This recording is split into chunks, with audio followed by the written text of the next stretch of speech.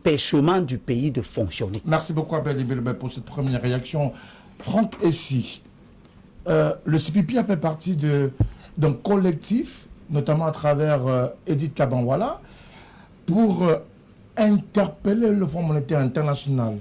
Avant peut-être d'arriver à cette sortie, il y a qu'aujourd'hui le Fonds monétaire international s'est allié aux côtés du Cameroun pour davantage appuyer sur le plan financier le pays de Paul Biya. Quelle est la lecture et pourquoi cette, permettez-moi l'expression, quasi-opposition à un autre financement ou alors à un autre appui du Fonds monétaire international vis-à-vis du Cameroun? Je crois que vous ferez bien d'abord de restituer fidèlement à la fois la démarche, son objet et bien sûr les conséquences ou les enjeux pour les populations.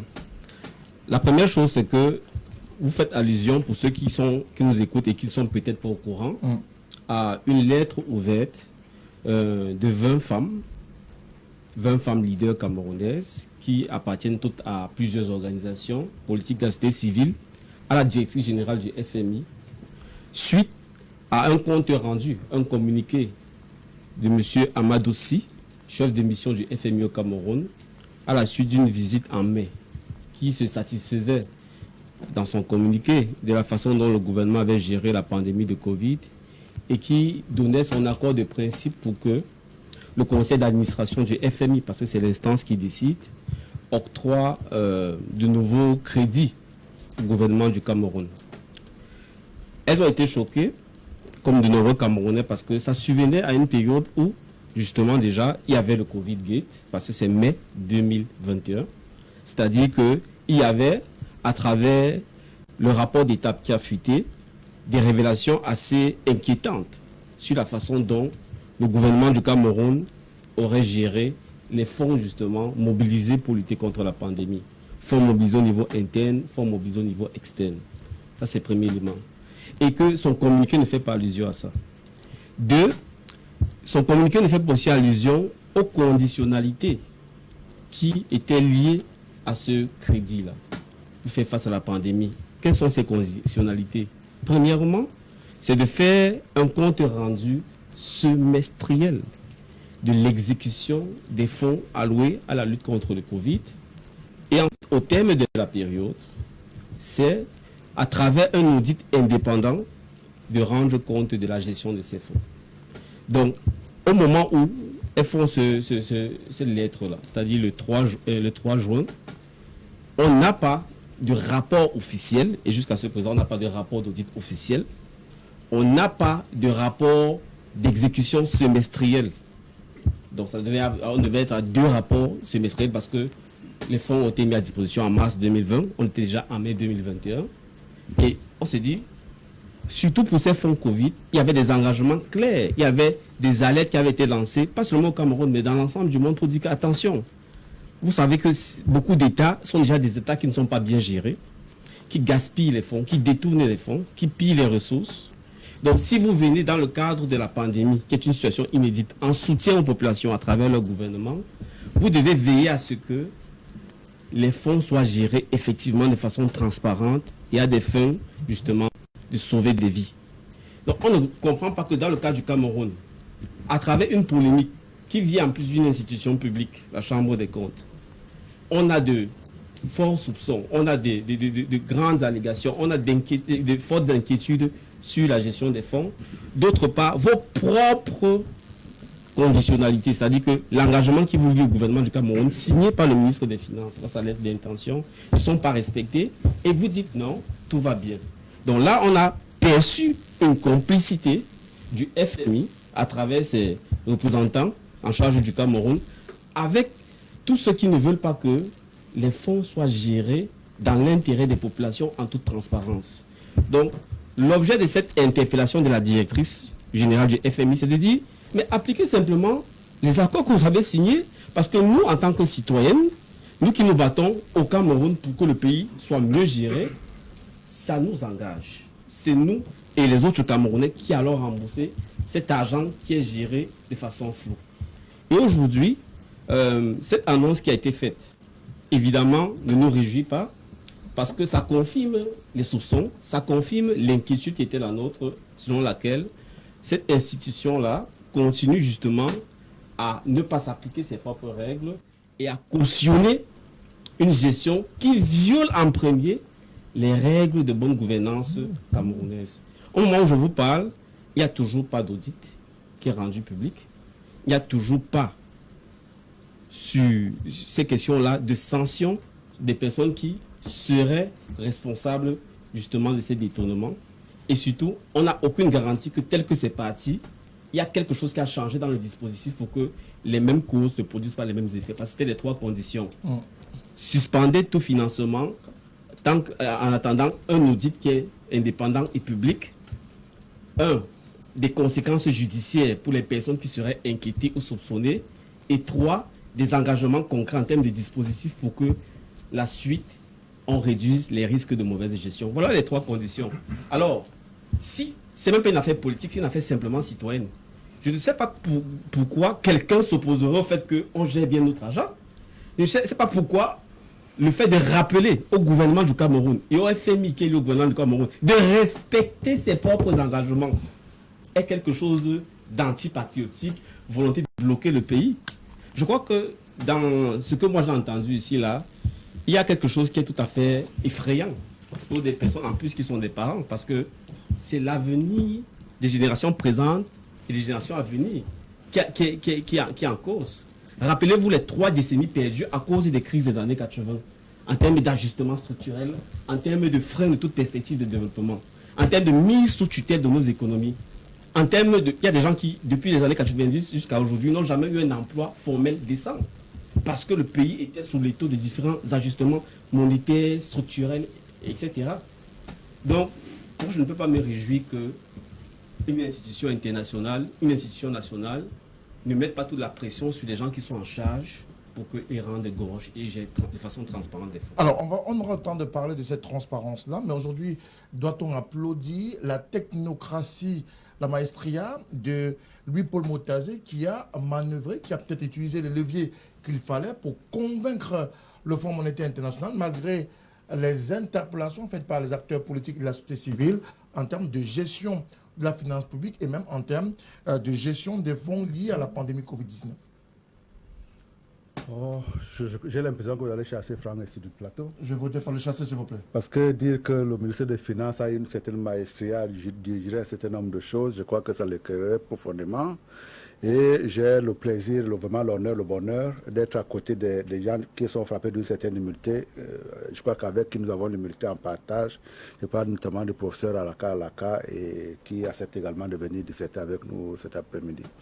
En réalité, Elimbi Lobé parlait aujourd'hui de cette volonté-là d'un certain nombre de personnes de faire en sorte que le Cameroun puisse être géré ou alors entravé dans son développement. Et il n'y a pas que cela en fait. Le manque d'humilité pousse un certain nombre d'acteurs aujourd'hui, notamment ceux qui se réclament de l'opposition, de penser qu'ils ont une science infuse et qu'à côté d'eux, il n'y aura qu'un désert intellectuel. Quand vous avez vu un certain nombre d'acteurs politiques travailler au quotidien, lorsque vous avez eu la chance de rendre visite à un certain nombre de ministres dont vous voyez qu'ils transpirent très souvent la fatigue et qui courent sous le poids d'un certain nombre de dossiers, ça vous amène à un minimum de réserve. Et cette réserve-là voulait effectivement que lorsque vous parlez des problèmes de Covid, que vous soyez au minimum réservé. La réserve nous empêche d'être démentis par le fait demain ou après-demain.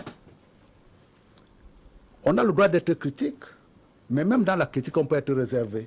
On a le droit effectivement de décrire un certain nombre de choses, encore qu'il faudra, comme l'a dit Abel Limbilobé tout à l'heure, encore qu'il faudra qu'on juge d'une certaine légitimité à pouvoir poser un certain nombre d'actes.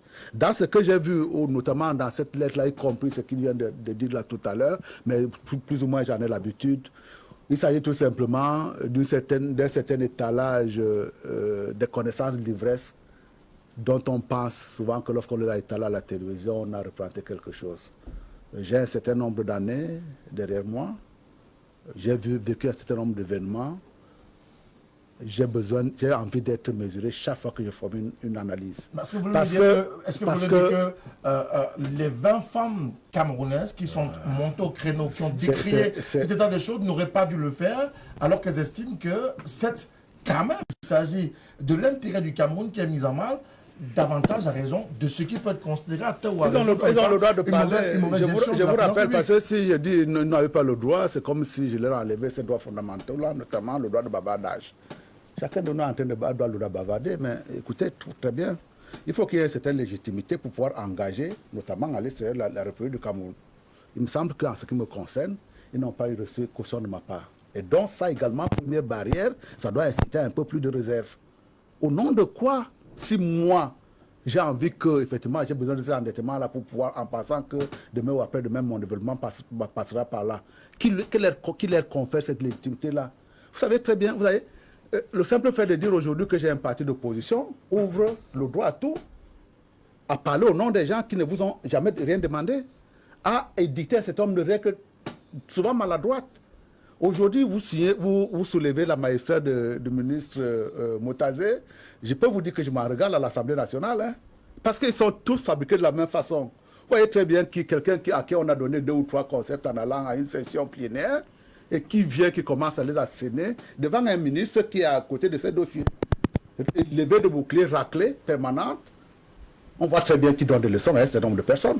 Je n'ai pas envie qu'on me donne des leçons. Et pour cette raison-là, pourquoi je n'ai pas envie qu'on me donne des leçons, j'ai le droit également de prendre en considération l'intelligence que j'ai en face. C'est quoi cette histoire-là de petits gamins qui sont de l'école avant-hier, qui commencent à vous hurler un certain nombre de cours qui ont été rabâchés par vous il y a des dizaines d'années? Un minimum de réserve quand même. Un minimum de réserve. On doit se respecter à l'intérieur d'une société. On doit également... Écoutez, le simple fait de sous-estimer son adversaire ne fait pas de vous un bon combattant. Ce n'est que parce que vous serez au courant de ce qu'il est capable de faire que vous allez doser l'énergie nécessaire pour pouvoir le contrecarrer. Là, il parle de problème de Covid. Attendons le rapport. Je vous signale au passage qu'effectivement, ça a été un engagement des institutions républicaines qui était celui de dire qu'on va faire un audit, qu'on va faire par ailleurs des rapports. Les rapports n'étaient pas destinés au grand public, les rapports, c'était un reporting qui avait été prévu. Donc maintenant, il me semble également qu'il y a un audit qui a été fait.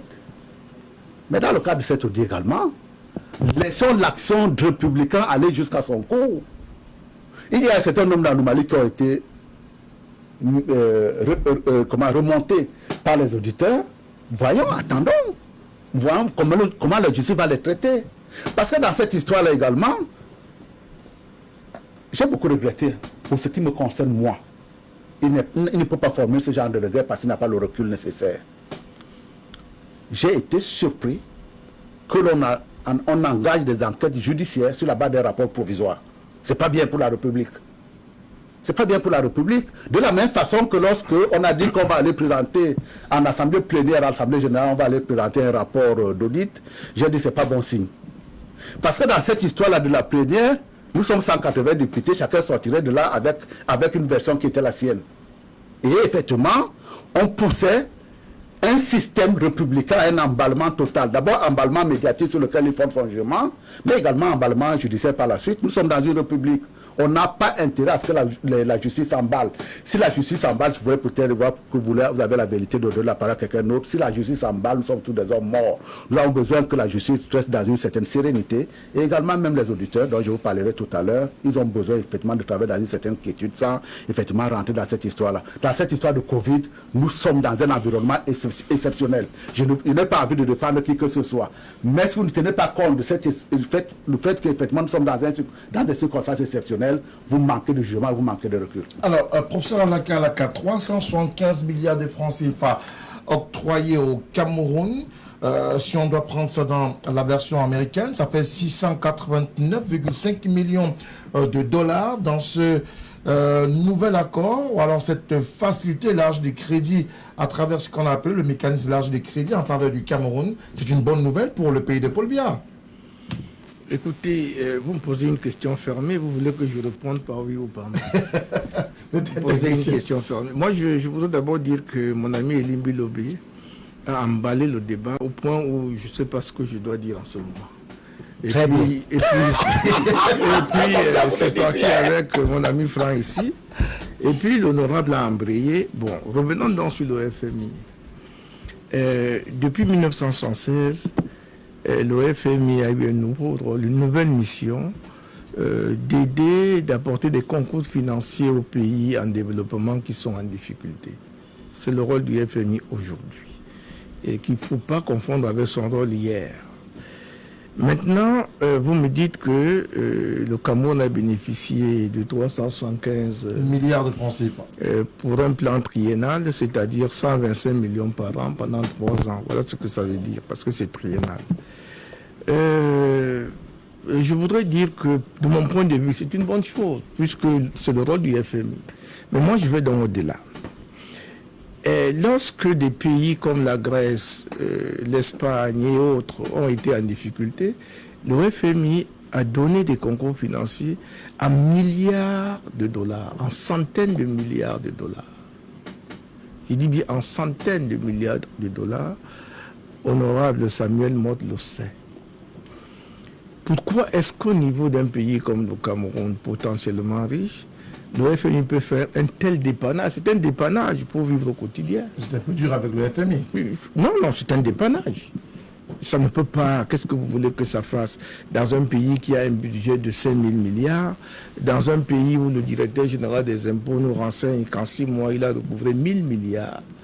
Que valent 375 millions que valent 600 combien de... 689,5 millions de dollars. Que valent 689,5 millions de dollars en 3 ans? Ça veut dire qu'on peut les faire si on met en place une discipline budgétaire. Mais comme nous sommes en difficulté financière, le FMI doit intervenir. Et de ce point de vue, c'est une bonne chose que le FMI nous permet de retrouver notre solvabilité. Simplement, avec des petits... Moi, je suis maintenant au FMI. Vous comprenez? Le gouvernement camerounais a fait son travail, a obtenu ce qu'il a obtenu. C'est une bonne chose. Je rejoins Elimbi Lobé, il faut féliciter le ministre Montazé. Mais j'ai dit le FMI aurait pu mieux faire pour le Cameroun parce que depuis les années 80 où nous sommes rentrés dans le FMI, notamment en 1988, il faut noter que nous avons connu ces programmes d'ajustement structurel avec des facilités accordées de manière triennale, mais 20-24 ans après, on n'a pas pu nous en sortir. Pourquoi on n'a pas pu nous en sortir? Parce que justement, on a obtenu des dépannages. Et moi, je suis contre le fait que quelqu'un vous dépanne et puis vous êtes content. Moi, je dis le FMI doit nous donner suffisamment d'argent. Et cet argent doit être très bien géré pour que notre pays non seulement retrouve sa solvabilité, mais que nous amorcions des opérations de développement pour que nous soyons en mesure de rembourser. Qu'on ne soit pas là toujours à aller vers le FMI. Parce qu'un pays qui va toujours vers le FMI, je vous rappelle qu'il y a beaucoup de pays qui ne sont pas au FMI. Cuba n'a jamais été au FMI, la Corée du Nord n'est pas au FMI. Beaucoup de pays comme l'Argentine sont sortis du FMI. Vous connaissez la crise qu'il y a eu en Argentine en 2001. Le pays était en cessation de paiement. En 2003, le président d'autorité, de l'Argentine d'autorité, a fait lui-même son réajustement, a renégocié unilatéralement la dette du FMI. En 2005, a remboursé tout. Le FMI ne voulait pas accepter tout le remboursement. Et puis l'Argentine s'est remis. Alors, ça veut dire qu'un pays comme le Cameroun, au-delà de se frapper la poitrine que le FMI nous aide, mais il faut que l'aide du FMI nous serve effectivement à quelque chose parce que c'est son rôle. Il ne faut pas que le FMI nous prenne pour des mangeurs de beignets, pour nous accorder des petits montants, des fric, mais du menu fréquent, ça ne peut pas nous avancer. Moi, c'est mon opinion. Messieurs du FMI, votre rôle, c'est d'aider les pays en développement qui ont des problèmes financiers de s'en sortir. Et pour s'en sortir, un pays comme le Cameroun doit être à mesure de dire voilà ce dont j'ai besoin. Voilà ce dont j'ai besoin pour m'en sortir. Peut-être, je ne sais pas trop, 10 000 milliards de francs CFA. Donnez-les-moi. Parce que je suis potentiellement crédible. Je suis viable. Je suis un pays viable. Je suis un pays fiable. Et je suis même un pays en pleine solvabilité. Il suffit de m'apporter ce concours et puis je vais me refaire. Un peu comme quelqu'un qui tombe en faillite, un individu qui tombe en faillite et qui demande un concours bancaire pour s'approvisionner davantage et alimenter sa boutique et les clients lui refont confiance. Ce n'est pas que je suis en difficulté, ma boutique est presque au bord. Les étalages sont vides. Alors que j'ai besoin de 10 millions, vous me donnez 1 million. Mais ça ne peut pas me permettre de me relancer. Voilà moi, la philosophie que j'ai par rapport au concours du FMI. Oui au concours du FMI, mais oui au concours qui permettent à notre pays de devenir un pays solvable, de devenir un pays respecté, un pays souverain. Voilà. Abel Belobel. Il y a quelques années encore, le chef d'État le disait, le Cameroun ira pour un FMI, seulement le Cameroun s'est retrouvé dans la logique de ce FMI-là. 24 ans plus tard, est-ce qu'on peut estimer que véritablement le Cameroun a bénéficié de manière soutenue à l'accompagnement de cette institution financière internationale? Comme dit le professeur Alaka, lui qui est un technicien, il pense que les États africains doivent être plus ambitieux et demander de façon plus conséquente. Pour ce que je sais, les États demandent à la mesure de ce qu'eux-mêmes ont, de la perception qu'eux-mêmes ont de leurs moyens, de leurs capacités. Mais ils peuvent avoir une mauvaise perception. Autant. Peut-être c'est le cas du Cameroun. Le professeur Alaka pense que le Cameroun a ou devrait. Mais est-ce que ceux qui dirigent le Cameroun pensent qu'ils peuvent soutenir une demande de 10 000 milliards? Ça, c'est une question qui n'a rien à voir avec les joutes politiques. C'est une question, c'est un débat d'intellectuels, de technocrates. Il y a une chose de se satisfaire, comme j'entends les gens le dire, nous sommes un pays riche, parce qu'on a des matières premières, c'est une chose. Une autre est d'avoir la science et la technique pour transformer cette richesse, pour qu'elle devienne effective. Elle est potentielle. Mais si vous allez dans tous les pays du monde, vous trouverez des richesses. Il n'y a aucun pays du monde qui n'a pas de richesses potentielles. Mais la richesse effective est le produit du savoir-faire scientifique que nous n'avons pas. Les discours ne vont pas changer ces choses. Nous sommes assis ici sur la table, personne ne sait comment. Vous êtes tous habillés ici, hein, à part peut-être le professeur Alaka qui a des bijoux qui sont faits avec nos matières ici. Le reste, c'est de la production industrielle d'autres pays. Bon, je vais revenir à quelque chose d'essentiel. Le Cameroun est un pays mal gouverné. Ce n'est pas quelque chose qui... Ce n'est pas aujourd'hui. Raison de plus pour ne pas obtenir la confiance d'une organisation ou d'une institution comme le FMI. Faux. Vous voyez donc que ce n'est pas nous qui décidons du comportement du FMI. Prenez donc acte. Allez réfléchir tout simplement. Si ce que vous avez cru que le FMI a comme mission, c'est effectivement ça. Le FMI n'est pas là pour enfoncer les États. Ce n'est pas son rôle. Il n'est pas là pour enfoncer. Même si un État est mal gouverné, le FMI peut lui venir en aide. Il faut que les opposants de plateaux de télévision le comprennent. Que le rôle n'allait pas demander à une institution dont le rôle est d'aider les États à sortir des embarras, d'enfoncer les États dans l'embarras tout simplement parce que vous n'êtes pas capable de faire vos combats politiques internes. C'est là où il y a le hic. Des personnes. Le FMI n'a pas été créé par des individus. Il a été créé par des États.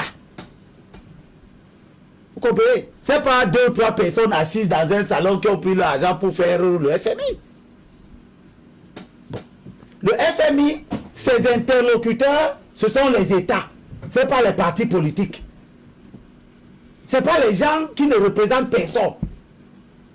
C'est les États qui sont les interlocuteurs du FMI. Si un temps soit peu les francs caissiers, les autres qui font leur tintamarre là pouvaient savoir que le FMI a pour interlocuteur les États et non les responsables des partis politiques, aussi tonitruants soient-ils, ils auraient réfléchi autrement dans leur combat politique. 3. Quand vous sortez d'un pays pour aller parler au monde entier, il vous faut un mandat. Sinon, la terre est une chienlit.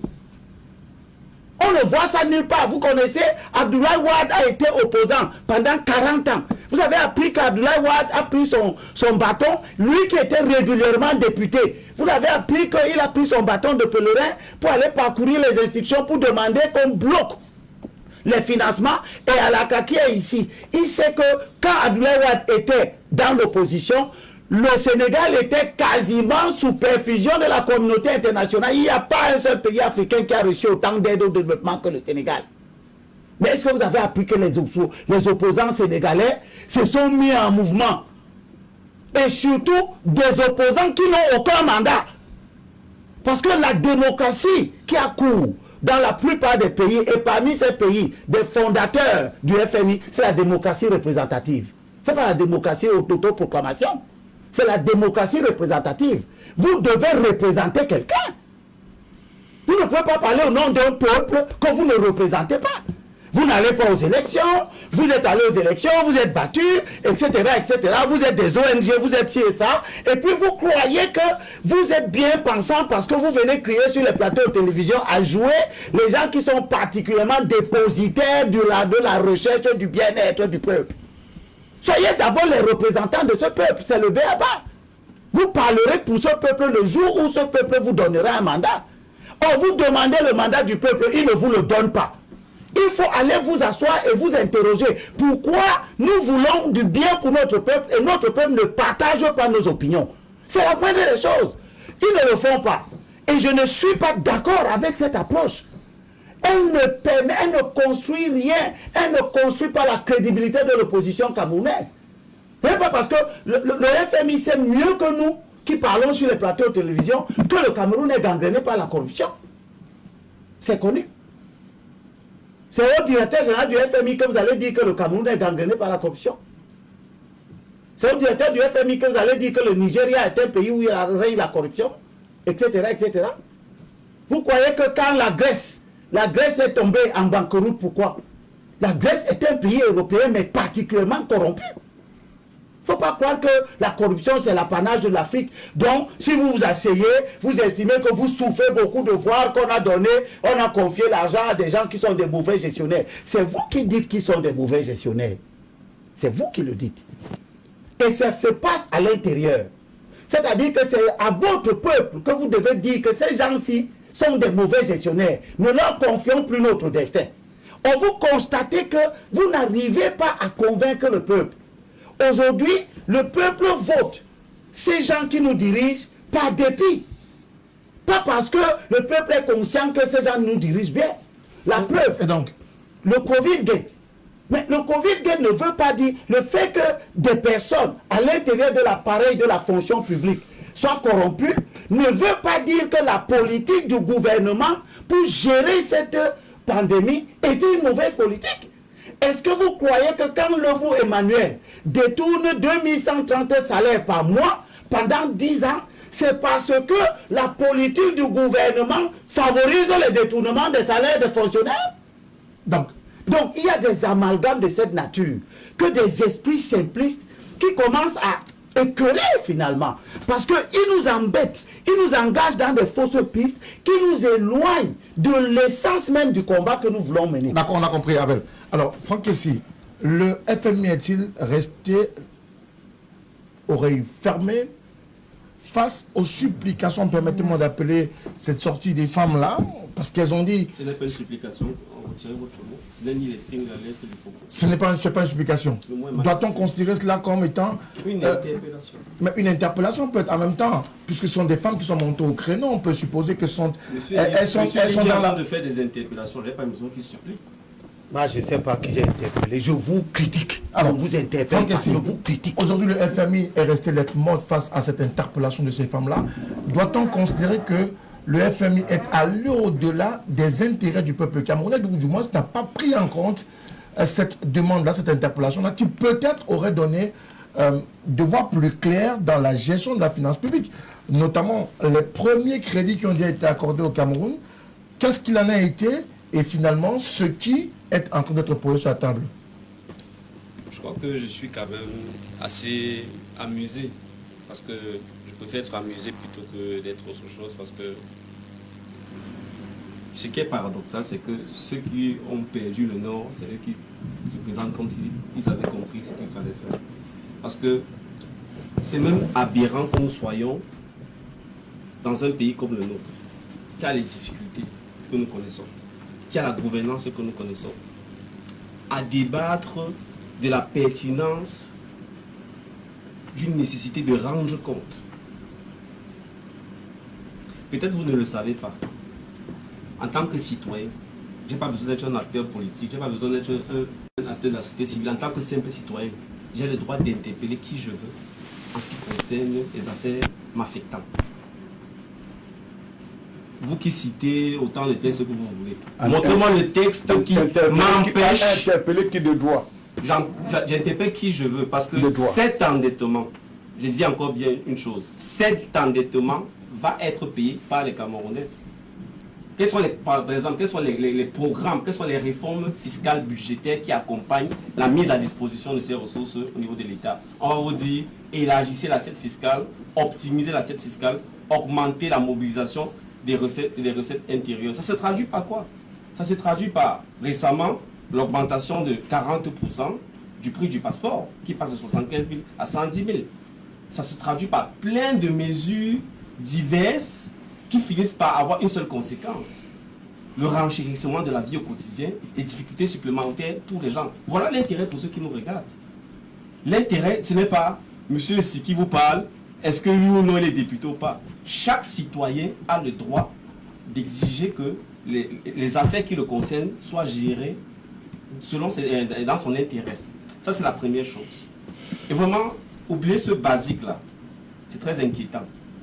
La deuxième chose, moi j'ai écouté les prises de parole après la mienne tout à l'heure, j'ai vu aucune réponse sur le fond. Je dis bien qu'il y a 3 conditionnalités. Oui ou non, est-ce que le gouvernement du Cameroun a rendu des rapports d'exécution semestriels? Oui ou non, est-ce qu'au terme de la période mars 2020, mars 2021, comme il s'était engagé, il a rendu un audit indépendant? Maintenant, que disent l'interpellation des femmes? Parce que vous dites, on écrit au FMI, on écrit tous les jours et on rencontre tout le temps nos officiels. Quand déjà, ils ne nous ouvrent pas les portes et ensuite ils ne nous écoutent pas. Vous êtes de la presse. Chaque jour, chaque semaine, combien de lettres ouvertes sont écrites aux différents responsables de ce pays? C'est quand même aberrant. On fait comme si on est dans un autre pays que le Cameroun de M. Biya. Donc, la troisième chose, c'est que vous ne pouvez pas, et en ça, je vous dis que le FMI n'a pas respecté ses propres engagements. Vous ne pouvez pas continuer à donner de l'argent tant que les conditions n'ont pas été... Est-ce que vous savez qu'il y a des programmes, par exemple, avec le FMI, où un gouvernement n'arrive pas à respecter un ensemble d'engagements et il n'y a pas de suite? Et quand on dit les citoyens n'ont pas le droit, je suis amusé. Prenez l'exemple kenyan, ceux qui nous regardent. Toujours sur les mêmes fonds Covid. Il y a une telle corruption au Kenya, il y a une telle détournement, il y a une telle, ce qu'on appelle, affectation des ressources à des mauvaises personnes, que la société civile kenyane s'est mobilisée au point où le dossier kenyan a aussi été suspendu. Il y a un autre exemple en RDC récent. Le RDC, pour un programme de réforme, a reçu 1 milliard de dollars. Donc c'est autrement plus conséquent que notre argent. Mais pour que ça finisse par se débloquer, on a dit non, stop. Il y a des réformes, il y a des personnes, des nominations qui devaient être faites, il y a des profils qui devaient être respectés, qui n'ont pas été respectés. Et du fait justement de la pression, pas du gouvernement congolais, mais de la pression justement de l'opinion, de personnes qui veillent, des analystes congolais, etc., le FMI était obligé de constater que non, les conditions pour que cet argent soit utilisé de façon optimale, que les réformes réussissent, n'étaient pas réunies. Il a suspendu et le gouvernement congolais, le président notamment, a dû changer la responsable de la banque centrale, changer les responsables, enlever ces 2 collaborateurs qu'il avait mis à la banque centrale parce que c'était un conflit d'intérêts, ça ne garantissait pas l'indépendance de l'institution. Et on est revenu à quelque chose d'un peu plus serein. Le monde ne se limite pas à ce qu'on fait ici, là, sur le plateau de LTM chaque semaine. Ça, c'est la première chose. Maintenant, moi, je reviens sur le rapport parce qu'on veut parler de tout sauf du rapport. Moi, je tiens à vous dire ceci. Le rapport d'exécution qui a été publié, contrairement à ce que monsieur m'a dit, que ce n'est pas un rapport, c'est un reporting, ça n'a pas été public, c'est faux. C'est faux. Pas dit ça? Ça n'avait pas été rendu public, vous avez dit ça tout à l'heure. Non, j'ai dit pour ce qui est des rapports, il n'était pas vocation à rendre public. On rapporte à quelqu'un à qui le droit. Ça, c'était destiné à être rendu public. Qu'est-ce qui est donc faux dans ce rapport? Pardon? Qu'est-ce qui est faux dans ce que moi je dis? Vous avez dit la même chose. Bon, Je dis que vous avez dit je que crois que vous ne vous écoutez à pas. qui de Le rapport non rendu semestriel, c'est pas vocation à être rendu public. En ce qui concerne l'audit, par contre, l'audit avait vocation à être rendu public. C'est faux. Parce que d'abord, les lois camerounaises, en dehors de l'engagement vis-à-vis du FMI, voilà, obligent à rendre publiques ces informations sur la gestion des ressources publiques. Si ce n'est pas fait, c'est un manquement à la loi, comme il y en a tellement dans ce pays. Quelle loi? Et le Quelle est la rôle, loi le code de gestion des ressources publiques. C'est quel code? C'est quel code? Bonne gestion C'est quel des code? ressources publiques. C'est quel code? C'est quel code? C'est quel code? Monsieur, Il faut arrêter de dire des bêtises. s'il vous plaît, vous allez prendre la parole. Nous avons un régime financier de l'État, point. Il n'y a pas de code de gestion publique. Monsieur Mott, Oui. j'essaie d'être respectueux. Parce que Non, vous n'avez jamais Moi, monsieur, fait à ce qui vous concerne. moi, monsieur Thomas, Non, s'il vous plaît. les noms d'oiseaux, les injures, j'en vois passer. Bon, pour le moment, Par respect pour mon papa qui me regarde, si vous êtes devenu respecté. Merci beaucoup. Mais si vous insistez, je vous on répondrai. Allez-y, Franck, s'il vous plaît. Donc, le monsieur a dit que toute cette diversion, c'est pour ne pas parler du fond. Le fond, c'est quoi? C'est que quand vous regardez ce rapport-là, qui devait être rendu public, le rapport d'exécution du MINFI, déjà, il y a des choses qui sont très graves et que vous ne rappelez pas. Parce qu'il faut parler du fond. Le rapport dit qu'on a mobilisé 161,9 milliards entre mars 2020 et mars 2021. C'est ce qu'il dit. L'objectif du gouvernement était de mobiliser 180 milliards. Le rapport dit dans une petite fenêtre qu'on a reçu 324 milliards du FMI. Et le rapport ne rend compte que des 161 milliards mobilisés sur 157, l'argent propre du Cameroun, et le reste c'est les concours, Agence française de développement, Banque de développement de l'Afrique centrale, etc. Quelques institutions et les personnes. Et donc, qu'est-ce qu'on a pour Ça veut dire qu'on n'a pas de compte rendu à ce jour des 324 milliards du FMI. Ça, c'est une chose. D'accord. Et ça devient. Non, ce n'est même pas les 375 nouveaux milliards qui doivent nous inquiéter. Qu'est-ce qui a été fait? De 324 Quel est milliards le de compte président. rendu? Deux, les gens passent là comme ça, ils ne disent S'il vous rien. plaît, s'il vous plaît, honorable. Ils ne disent rien. Est-ce que c'est qu'ils trouvent normal, comme il a dit tout à l'heure? Non, le rapport en cours, on est en train de regarder, etc. Attendez. Vous avez vu le gestion? Est-ce que, oui ou non, on ne devrait pas avoir accès à ce rapport d'audit? D'accord. Alors, honorable Samuel Motu, les questions. Le FMI, et d'ailleurs certains journaux de la place ont publié cette information encore ce matin et depuis vendredi dernier, après l'annonce faite par le Cameroun et le Fonds monétaire international sur ce nouvel accord de crédit, où est passé définitivement l'audit indépendant commandé et sollicité, permettez-moi d'utiliser l'expression, à corps et à cri par le FMI. Ok. Permettez-moi quand même de préciser un certain nombre de choses. Je voudrais rebondir sur les propos d'Abel Elimbi Lobé tout à l'heure, qui a cité une certaine éminence qui nous vient de très loin, qui est Abdoulaye Wade. Abdoulaye Wade, on connaît comme président de la République par la suite. Enfin, déjà très grand opposant à Abdou Diouf, et peut-être même à son prédécesseur, Léopold Sédar Senghor, le connaît par la suite comme président de la République. Mais avant tout, Abdoulaye Wade, c'était un avocat de formation. Mais je voudrais également préciser qu'Abdoulaye Wade, c'était un docteur en économie. Bien sûr. Et vous ne le trouverez jamais dans ce genre de gesticulation que l'on voit au Cameroun avec un certain nombre de personnes qui donnent des leçons en voiture en voilà. Je voudrais également vous préciser que dans le cas de ce qui nous concerne aujourd'hui, en ce qui concerne ce financement, il s'agit d'un appui budgétaire. Un appui budgétaire, c'est quoi? C'est de l'argent qu'on apporte pour faciliter la mise en œuvre de programmes, de programmes politiques, de politiques économiques qui ont été décidés par l'État. Comme pour vous dire que, avant même qu'on envisage le financement, on s'assure que vos politiques publiques tiennent quand même la route. Tiennent quand même. Non, tiennent la route. Non, pas quand même. Vous mettez de la Non, pas quand même. Tout de même. Ça tient la route et effectivement, c'est des politiques qui sont viables, qui méritent d'être soutenues. On ne vous donne pas l'argent comme ça. Ça, c'est la deuxième chose. La troisième chose que je voulais également souligner, je vois effectivement une diversion absolue. Faire des exemples que l'on prend ici ou là, quitte même à se contredire. Si on a suspendu au Kenya parce que ça a été mal géré, admettons que si ça n'a pas été suspendu au Cameroun, ça veut dire quand même qu'il y a une gestion convenable. C'est ça. Si lui-même reconnaît que lorsqu'un programme ce que je lui concède. Ce n'est pas ça la conséquence. Ce que je lui concède, s'il considère qu'il n'y a pas de contradiction. s'il considère que lorsqu'un programme public financé par les bailleurs de fonds n'arrive pas à atteindre ses objectifs, très souvent on a arrêté. Mais il faudra également qu'à partir de là, il faut qu'il tire des conséquences. Où est passé l'audit? Monsieur Abdoulaye Wadantissi, est-ce que vous savez que sous son magistère, il a corrompu les fonctionnaires du FMI, il y a eu l'affaire des mallettes? Parce qu'il faut qu'il cite des bons exemples. D'accord. Pour que ce dernier-là trafique les comptes. sur vous la C'est bien.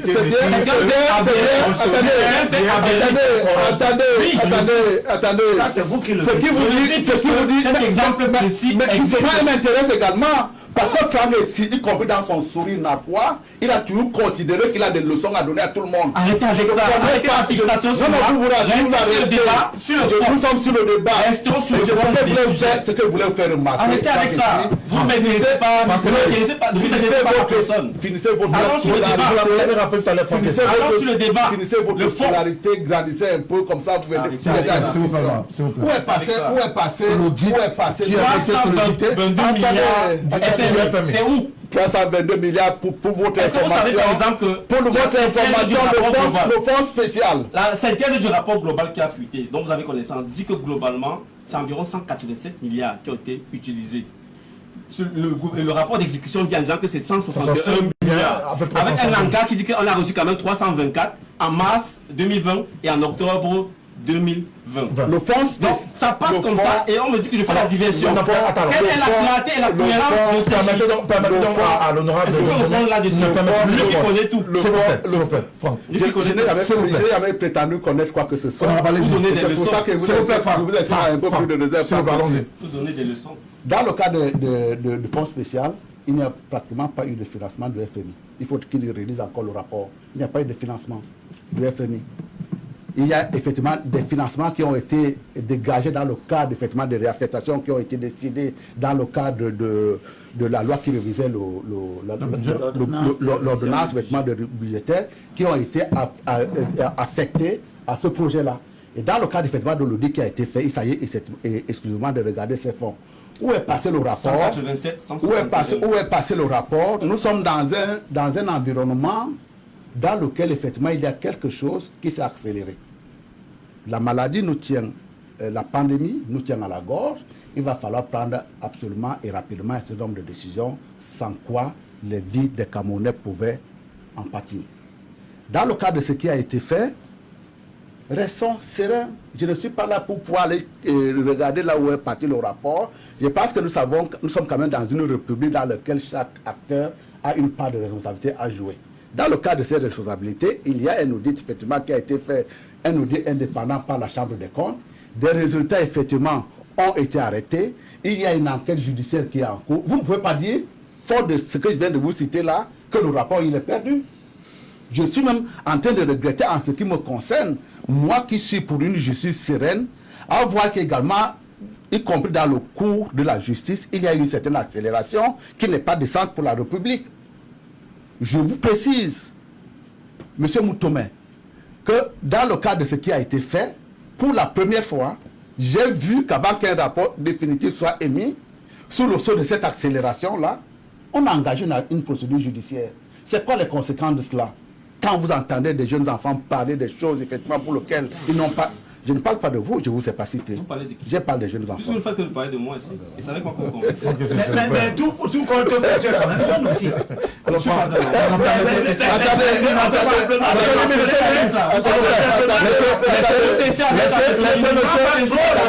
Laissez monsieur comme je veux, et vous cessez avec ça. Laissez monsieur Franck Le plateau de télévision, c'est la Monsieur, laissez Franck Essi tranquille. Avec votre permission. On va y arriver, Franck. S'il vous plaît, allez-y. Page 27. Avec votre permission, l'émission d'un rapport d'audit obéit à des règles. S'il y a une règle parmi dans ce processus qui est galvaudé, ça peut tout remettre en cause. Oui, mais attendez, lui demander un auditeur indépendant, honorable. Vous savez très bien. Jusqu'ici, on a eu la Chambre des comptes qui est un démembrement de l'État. Je vous dis qu'il y a une démarcation entre les gens qui disent où est le rapport Et moi qui suis dans la réserve, en disant effectivement, dans ce processus-là, qui est un processus sensible, s'il y a quelque chose qui nous échappe, à ce moment-là, tout peut aller à volo. On ne peut pas, à l'intérieur d'une république, commencer à lancer des enquêtes sur la part de quelque chose qui est provisoire. Un rapport provisoire, c'est fait également uniquement pour animer le contradictoire. Je pense que j'ai vu ceci. Vous qui avez été auto-audité, qu'est-ce que vous en pensez? Il y a deux lignes qui vont se dessiner. Soit le gars, effectivement, a la bonne information que vous n'avez pas au moment où vous faisiez l'audit, il va vous l'apporter, ça vous permettra de faire des corrections. Mais dans d'autres cas également, vous pouvez voir effectivement que vous confirmez votre anomalie telle que vous l'avez relevée. À ce moment-là, vous voyez peut-être l'angle dans lequel il va aller, comme ça vous vissez votre...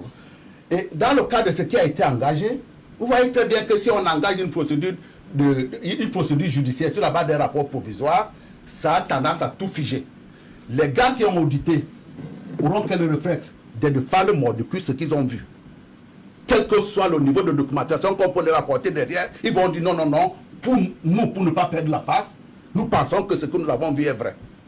Or, dans ce monde-là, du Covid, où tout était relatif, parce que également ça a eu le mérite de faire sauter un certain nombre de vues, notamment des verrous de sécurité, les choses pouvaient être envisagées. Et donc là également, il faut le faire dans la froideur. Et donc, lorsqu'on sort de là, il y a effectivement, sur la base de ce rapport de provisoire, là, il y a des enquêtes qui sont lancées. Après les enquêtes qui sont lancées, il y a eu un rapport définitif. Le rapport définitif, il existe, il n'a pas disparu. Pourquoi si vous me posez la question, il est où? Il existe. Nous attendons maintenant que les choses deviennent plus calmes pour qu'on continue les procédures, notamment en ce qui concerne les rapports entre le Parlement et la Chambre des comptes.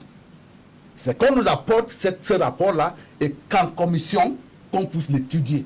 Et quand, dans le secret des commissions, que l'on puisse poser des questions supplémentaires aux hauts magistrats. Parce que les hauts magistrats également, ce n'est pas des saints.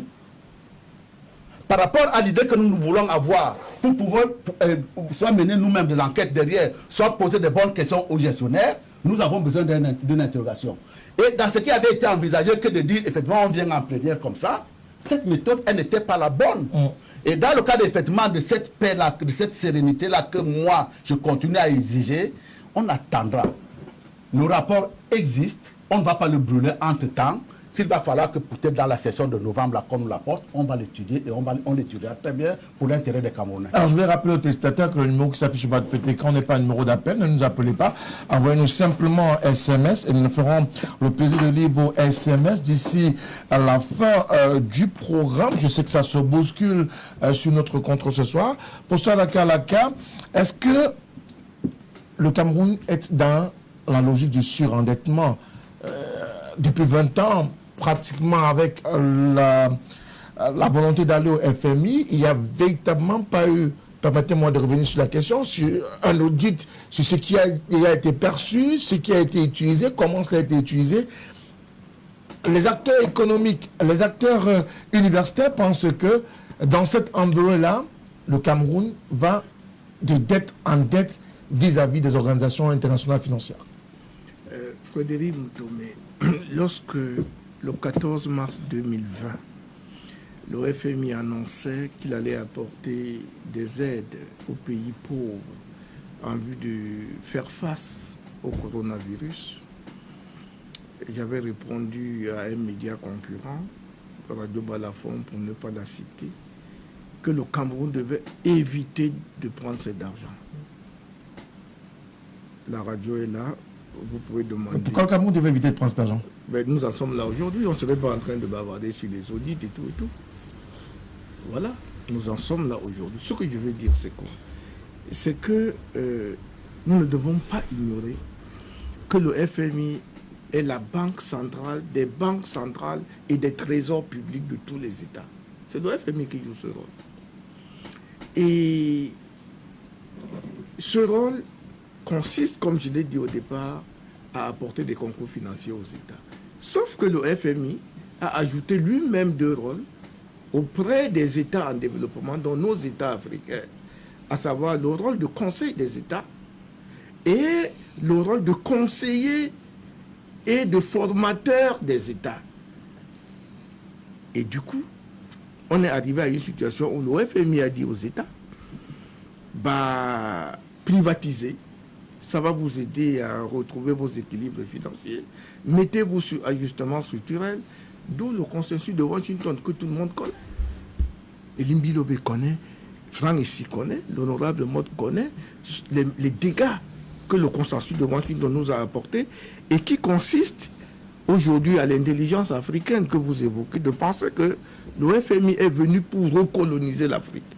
Parce que ce que le FMI fait en Afrique, il ne peut pas le faire, c'est une institution. Elle ne peut pas le faire dans les pays européens. Il y a eu la crise en Asie, le FMI a voulu se comporter d'une certaine manière, les Asiatiques se sont réajustés eux-mêmes. Ils ont dit, on n'accepte pas ça. Et vous savez que la plupart des pays qui ont écouté, appliqué à la lettre les conseils du FMI sont toujours restés dans nos groupes. Et tous les pays qui se sont retirés, qui ont refusé d'appliquer à la lettre les conseils du FMI, parce que je rappelle que c'est le FMI lui-même qui s'est érigé en conseiller. Sa mission, c'est d'aider les États, les sortir des problèmes, avec de l'argent dans son rôle de banque centrale, des banques centrales et des trésors publics. Et je dis donc que tous les pays qui n'ont pas respecté les consignes du FMI, leurs conditionnalités se sont sorties d'affaires. Je pense que le Cameroun doit être dans cette voie. C'est maintenant, ceci m'amène à répondre à votre question pour dire, est-ce que le Cameroun, dans cette spirale, va vers le surendettement? Bon, la notion de surendettement est complexe. Il y a des gens qui comprennent le surendettement par rapport au PIB. Mais moi, c'est pas comme ça que je comprends le surendettement.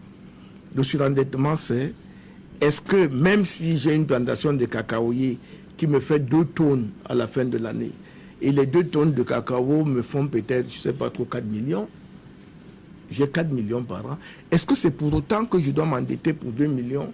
Parce que je vais dire que ça fait à peine 50% de ma richesse. Je dis non. Je ne le ferai pas. Je ne le ferai pas parce que si je m'endette pour 2 millions, eh bien je n'aurai gagné à la fin de l'année là que 2 millions au lieu de 4. Je peux trouver un autre subterfuge pour essayer de régler mes problèmes en les étalant dans le temps. D'où la notion des plans quinquennaux que nous avons connus, d'où la notion des budgets programmes que Honorable Mott et ses collègues à l'Assemblée nationale refusent d'appliquer. Parce que nous sommes dans les budgets programmes depuis, mais on ne voit pas. Oui, mais nous, on ne les sent pas.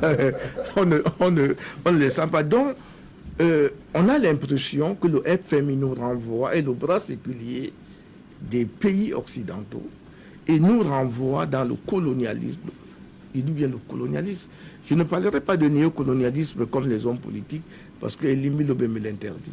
Il faut que nous aimons notre pays. Il faut que nous aimons notre pays. Et c'est pour ça que moi, mon problème, c'est le FMI. C'est le FMI. Moi, je dis donc que j'ai l'impression que nous nous acheminons vers le surendettement.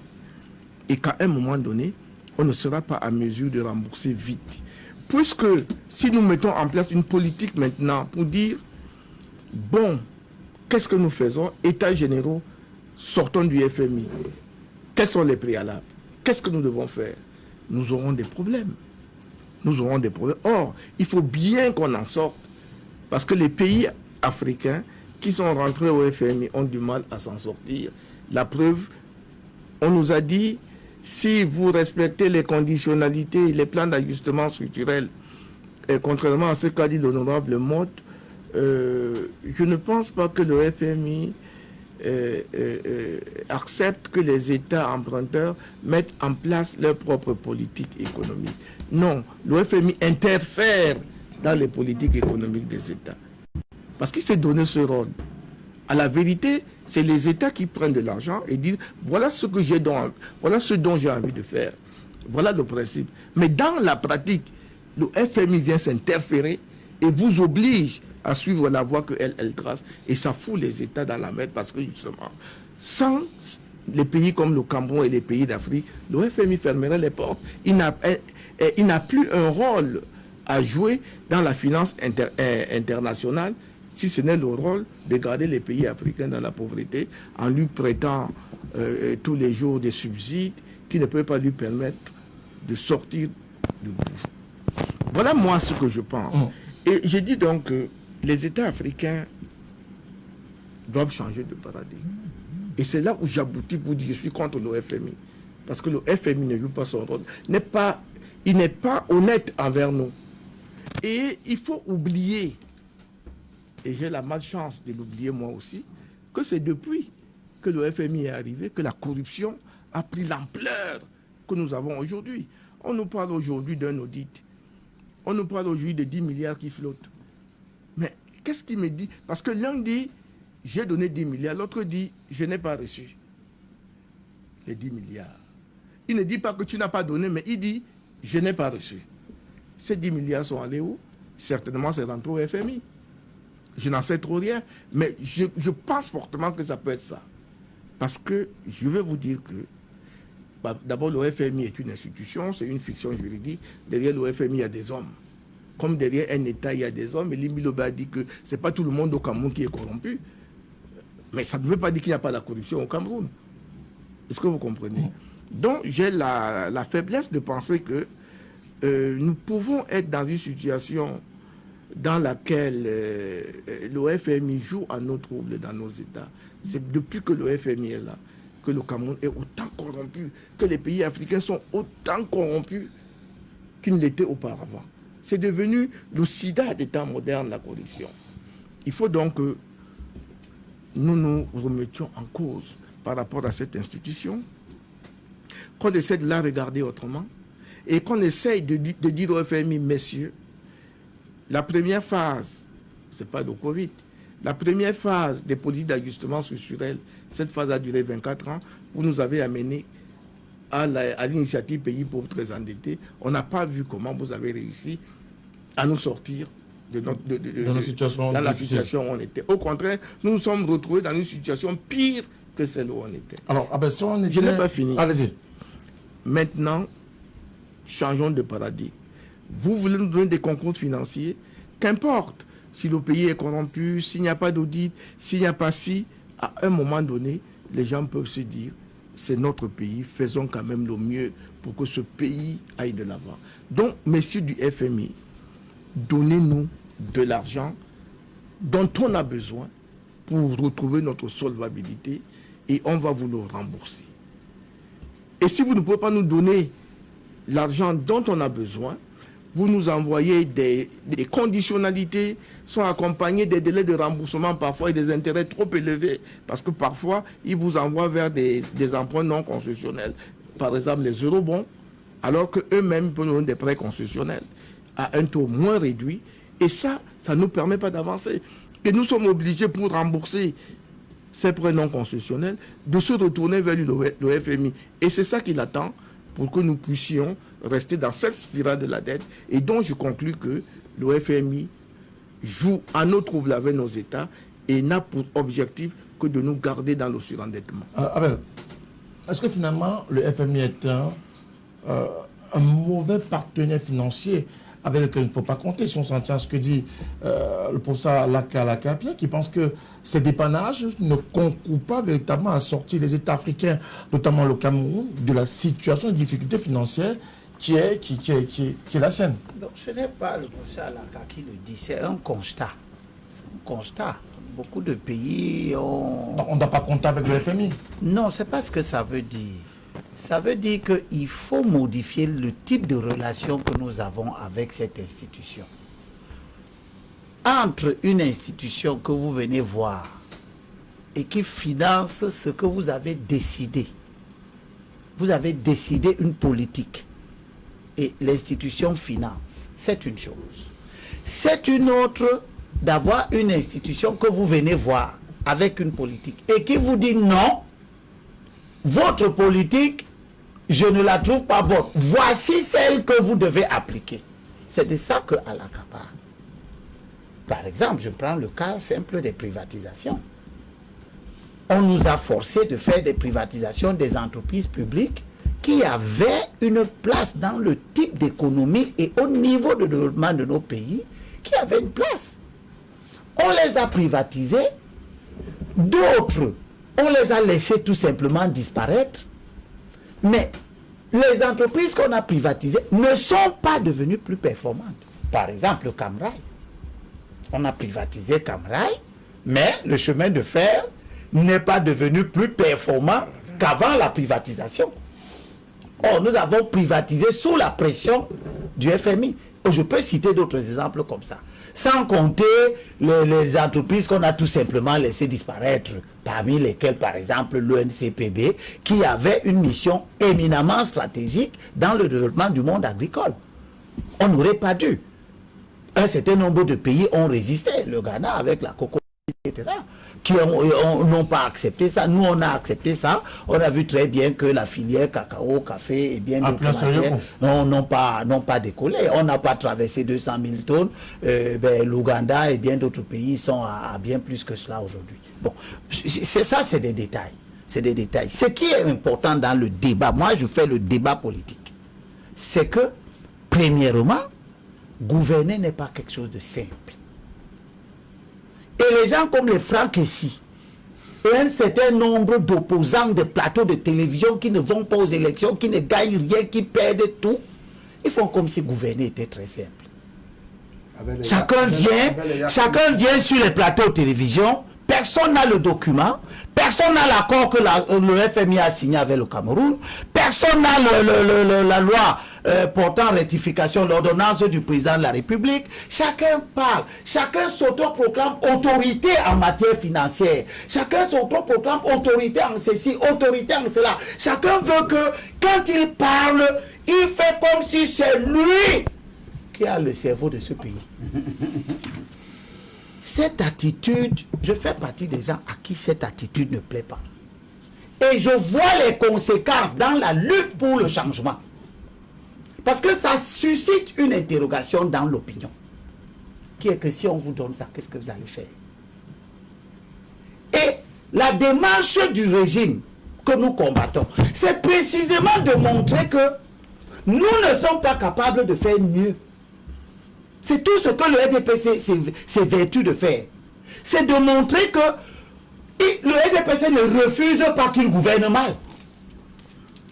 Le RDPC ne refuse pas que la corruption gangrène le Cameroun. Il ne refuse pas, il ne fait même plus ce débat. Il est passé à autre chose. Il survit par le fait que nous ne sommes pas une alternative crédible. À cause de la prolifération des discours qui ne reposent sur rien. Je prends le cas du Covid-Gate. L'ordonnance qui rectifie le budget prévoit donc ces rapports semestriels. Mais adressé à qui? C'est adressé à qui? Honorable. Bon. Le contrôle de l'action gouvernementale. Le contrôle de la... Parce qu'il y a un certain discours extrêmement pervers qui circule. Où vous entendez donc comme ce que dit Franck ici. Je suis un citoyen, j'ai le droit de demander des comptes. Oui, tu as le droit de demander des comptes. Sauf que nous sommes dans une démocratie représentative. Ce n'est pas toi, Franck ici, citoyen, qui est l'interlocuteur du gouvernement. Le gouvernement, la Constitution le dit. Le gouvernement est responsable, pas devant les individus, devant l'Assemblée nationale. Il y a un endroit où le gouvernement part s'expliquer. Le reste, c'est la gestion de l'opinion. Mais une gestion d'opinion qui compte aussi. Je ne dis pas qu'elle ne compte pas. Sauf que le devoir, c'est devant l'Assemblée, pas devant ici. Si le gouvernement a un rapport ou les rapports d'étape à présenter, ce n'est pas à Franck ici. Ce n'est pas aussi Pipi, ce n'est pas au SDF, ce n'est pas au parti politique. Et donc, qu'est-ce qu'on va pouvoir comprendre là-bas? Je veux dire à ces hommes-là que c'est trop de bruit pour très peu. Et je vais regarder tous ce petit morceau choisi ici. C'est Paul qui parle. Vous chuterez par là. Et vous ne commenterez pas. Il faudrait qu'on soit clair là-dessus. Paul parle à Tite, qui est son fils spirituel. Ah ben on a dit qu'on ne commentait pas. Il lui dit, il y a beaucoup d'indisciplinés, des vains parleurs, des gens qui n'ont jamais rien géré sur la place publique, ah ben ne commentez pas. mais qui jouent à connaître tout de la gestion de l'affaire publique. Des gens qui abusent l'intelligence. C'est ce que les ici font. Il faut leur fermer la bouche. D'accord. Car ces gens-là continuent à bouleverser des maisonnées entières en enseignant pour un gain malhonnête, c'est-à-dire pour chercher à renverser le régime, des choses qu'il ne devrait pas enseigner. Alors Franck, ici, on est donc dans cette logique aujourd'hui. Le Fonds monétaire international, partenaire du Cameroun, dans la perspective de la relance économique, c'est l'objectif grandeur nature qui a été présenté. Mais au-delà de cela, vous l'avez dit, hein, cet accord-là, ce nouveau, va porter sur la relance de la conséquence ou alors les conséquences sanitaires et économiques, sociales même de la pandémie Covid-19, accélérer les réformes budgétaires structurelles, renforcer la gestion de la dette, réduire les factures ou du moins les facteurs de vulnérabilité de la dette, mais également mettre en œuvre des réformes structurelles pour accélérer la diversification de l'économie. C'est du moins des axes. C'est 5 piliers, vous avez oublié un. Vous avez cité 4. Oui, ce sont des actes quand même, des piliers. Il y a un qui a renforcé la bonne gouvernance. Oui, mais bien sûr, c'est le deuxième. Pourquoi vous l'avez sauté? Parce que les 96 milliards, la première tranche, officiellement, c'est pour renforcer les capacités de la Chambre des comptes, entre autres. Officiellement. Je ne lis pas les rapports. Moi, je ne sais pas s'il a lu le rapport. C'est le rapport de ces premiers fonds. Je ne sais pas s'ils l'ont lu. Première chose. Donc, vous voyez que je connais le dossier. Je sais qu'il y a 5 piliers de ces 375 milliards. Et un des piliers que vous n'avez pas lu, c'est celui qui porte sur la bonne gouvernance et qui prend sa forme dans ce début avec cet argent sur le renforcement des capacités d'audit, ce qu'ils appellent des instances supérieures de contrôle. Et dans le cas du Cameroun, c'est entre autres la Chambre des comptes et d'autres institutions annexes. Ça, c'est la première chose. Maintenant, la deuxième chose. Une volonté camerounaise. La deuxième chose. Vous allez prendre la parole après l'honorable. Puisque moi, j'ai dit ici que quand nous interpellons pour qu'on gère bien notre argent, c'est d'abord notre droit et c'est en conformité avec les engagements que nous nous sommes donnés. J'ai cité tout à l'heure un code, on m'a dit ça, il n'y a pas de code. La loi numéro 2018-011, du 11 juillet 2018, portant code de transparence et de bonne gouvernance dans la gestion des finances publiques. C'est à ça que je faisais allusion, qui impose de rendre public toutes ces informations. S'il vous plaît, s'il vous plaît. Vous avez cité... Quand je parlais du code, je disais du code de bonne gestion. Il me dit que ça n'existe pas. Code de transparence et de bonne gouvernance dans la gestion des finances publiques. Vous voyez la diversion. L'essentiel du message, c'est de dire qu'on a un code dont on s'est doté qui dit que, contrairement à ce qu'il raconte, que ce n'est pas un reporting d'autorité à autorité, or les couloirs, c'est pas ce que M. Limbi raconte, c'est seulement devant l'Assemblée. Public, sinon. Pourquoi le rapport d'exécution a été publié sur le site? Le rapport d'exécution des fonds Covid. Pourquoi les lois de règlement sont publiées? Pourquoi les lois des finances sont publiées? C'est ce type de discours qui, justement, amène les gens dans le trou. Ils ne comprennent rien. On veut leur dire qu'ils n'ont pas le pouvoir. Depuis quand le fait que on a une assemblée, on a des parlementaires, ça empêche aux citoyens d'interpeller directement l'autorité. Mais c'est un faux enseignement. Et c'est plus grave quand vous utilisez la Bible pour raconter de telles contre-vérités. Et vous posez des questions depuis là, de fond. Tout le monde évite de vrais sujets. Moi, je vais vous dire, la synthèse du rapport final, qu'on n'a pas voulu le présenter le 25 juin, sous prétexte que non, il ne faut pas exposer les gens. Mais c'est aussi un droit de ne pas exposer les gens. Écoutez, je reviens sur la synthèse qui a circulé. Allez-y. La synthèse qui a circulé dit ceci. Je dis encore, parce que c'est ça qui est plus important. Nous devons suivre notre argent. 167,7 milliards. Monsieur Limbi, vous ne lisez pas, il faut lire. 167,7 milliards. Vous pouvez avoir ça dans le résumé exécutif. Vous pouvez avoir ça.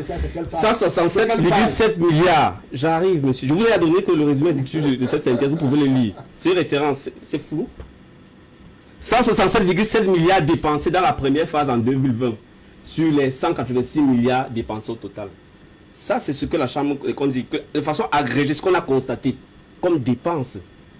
167,7 en 2020 et au total à cette période où ils bouclaient le rapport, 186,8 milliards. Le rappel, c'est quoi? C'est la synthèse du rapport global. Ah, d'accord, qui a été publié.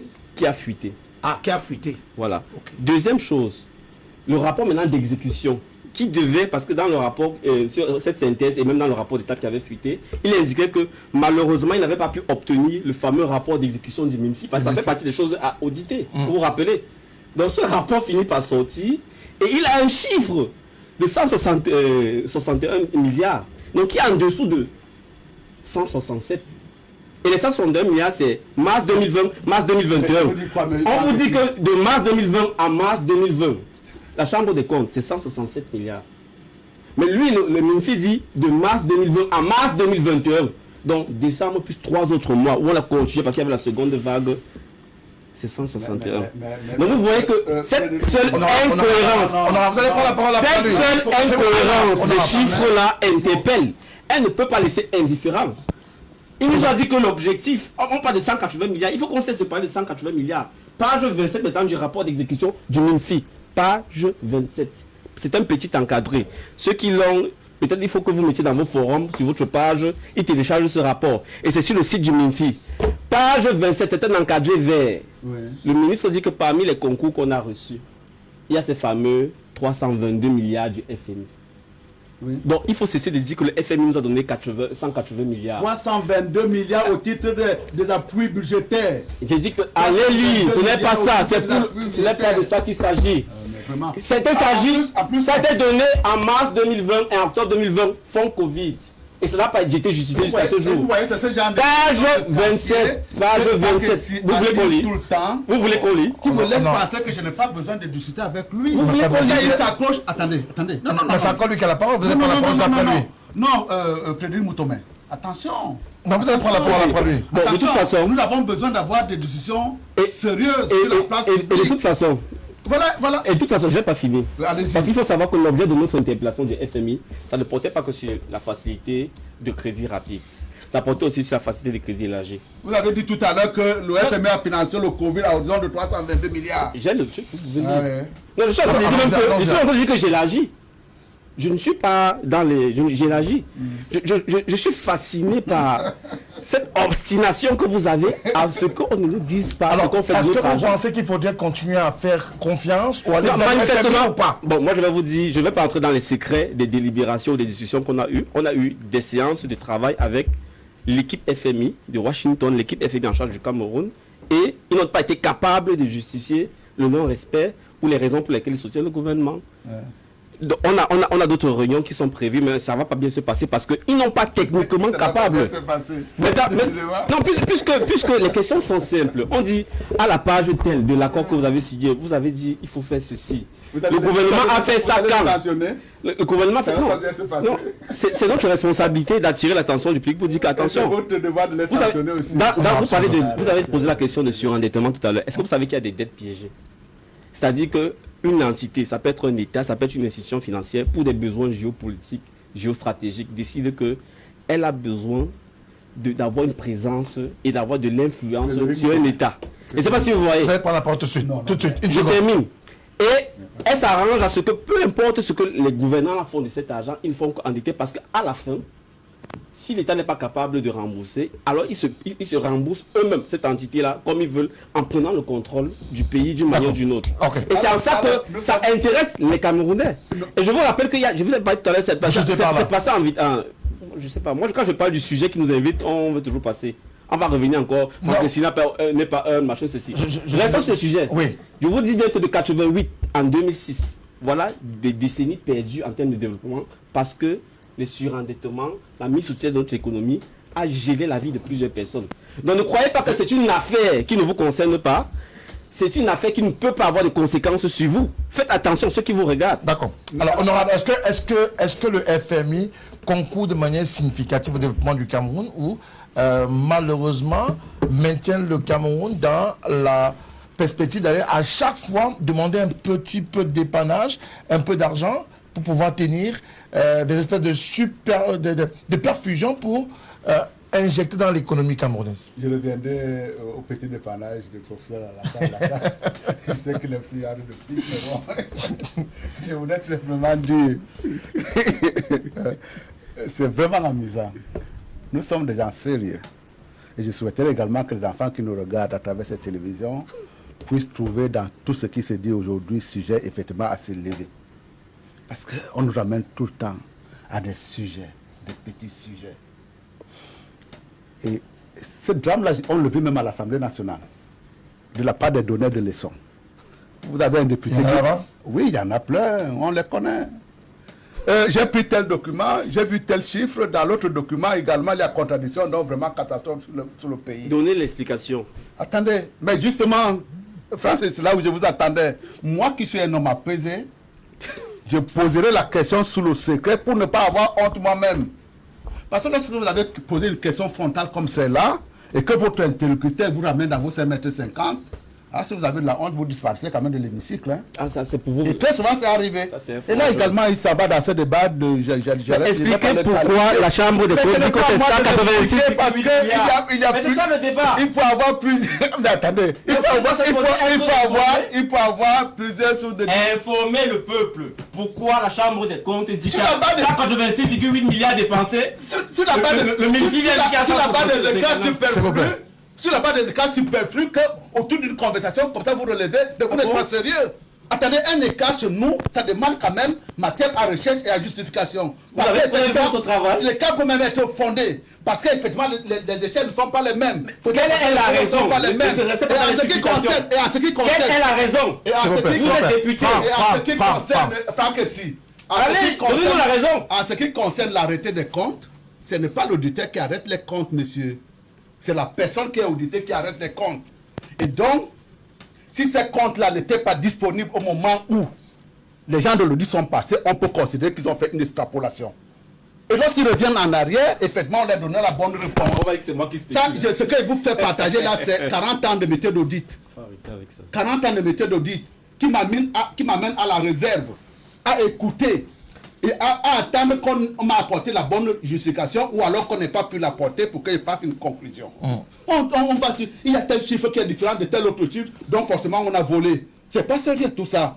Même mon assistant que j'encadre, il ne me fera pas un travail comme celui-là, il sera de côté.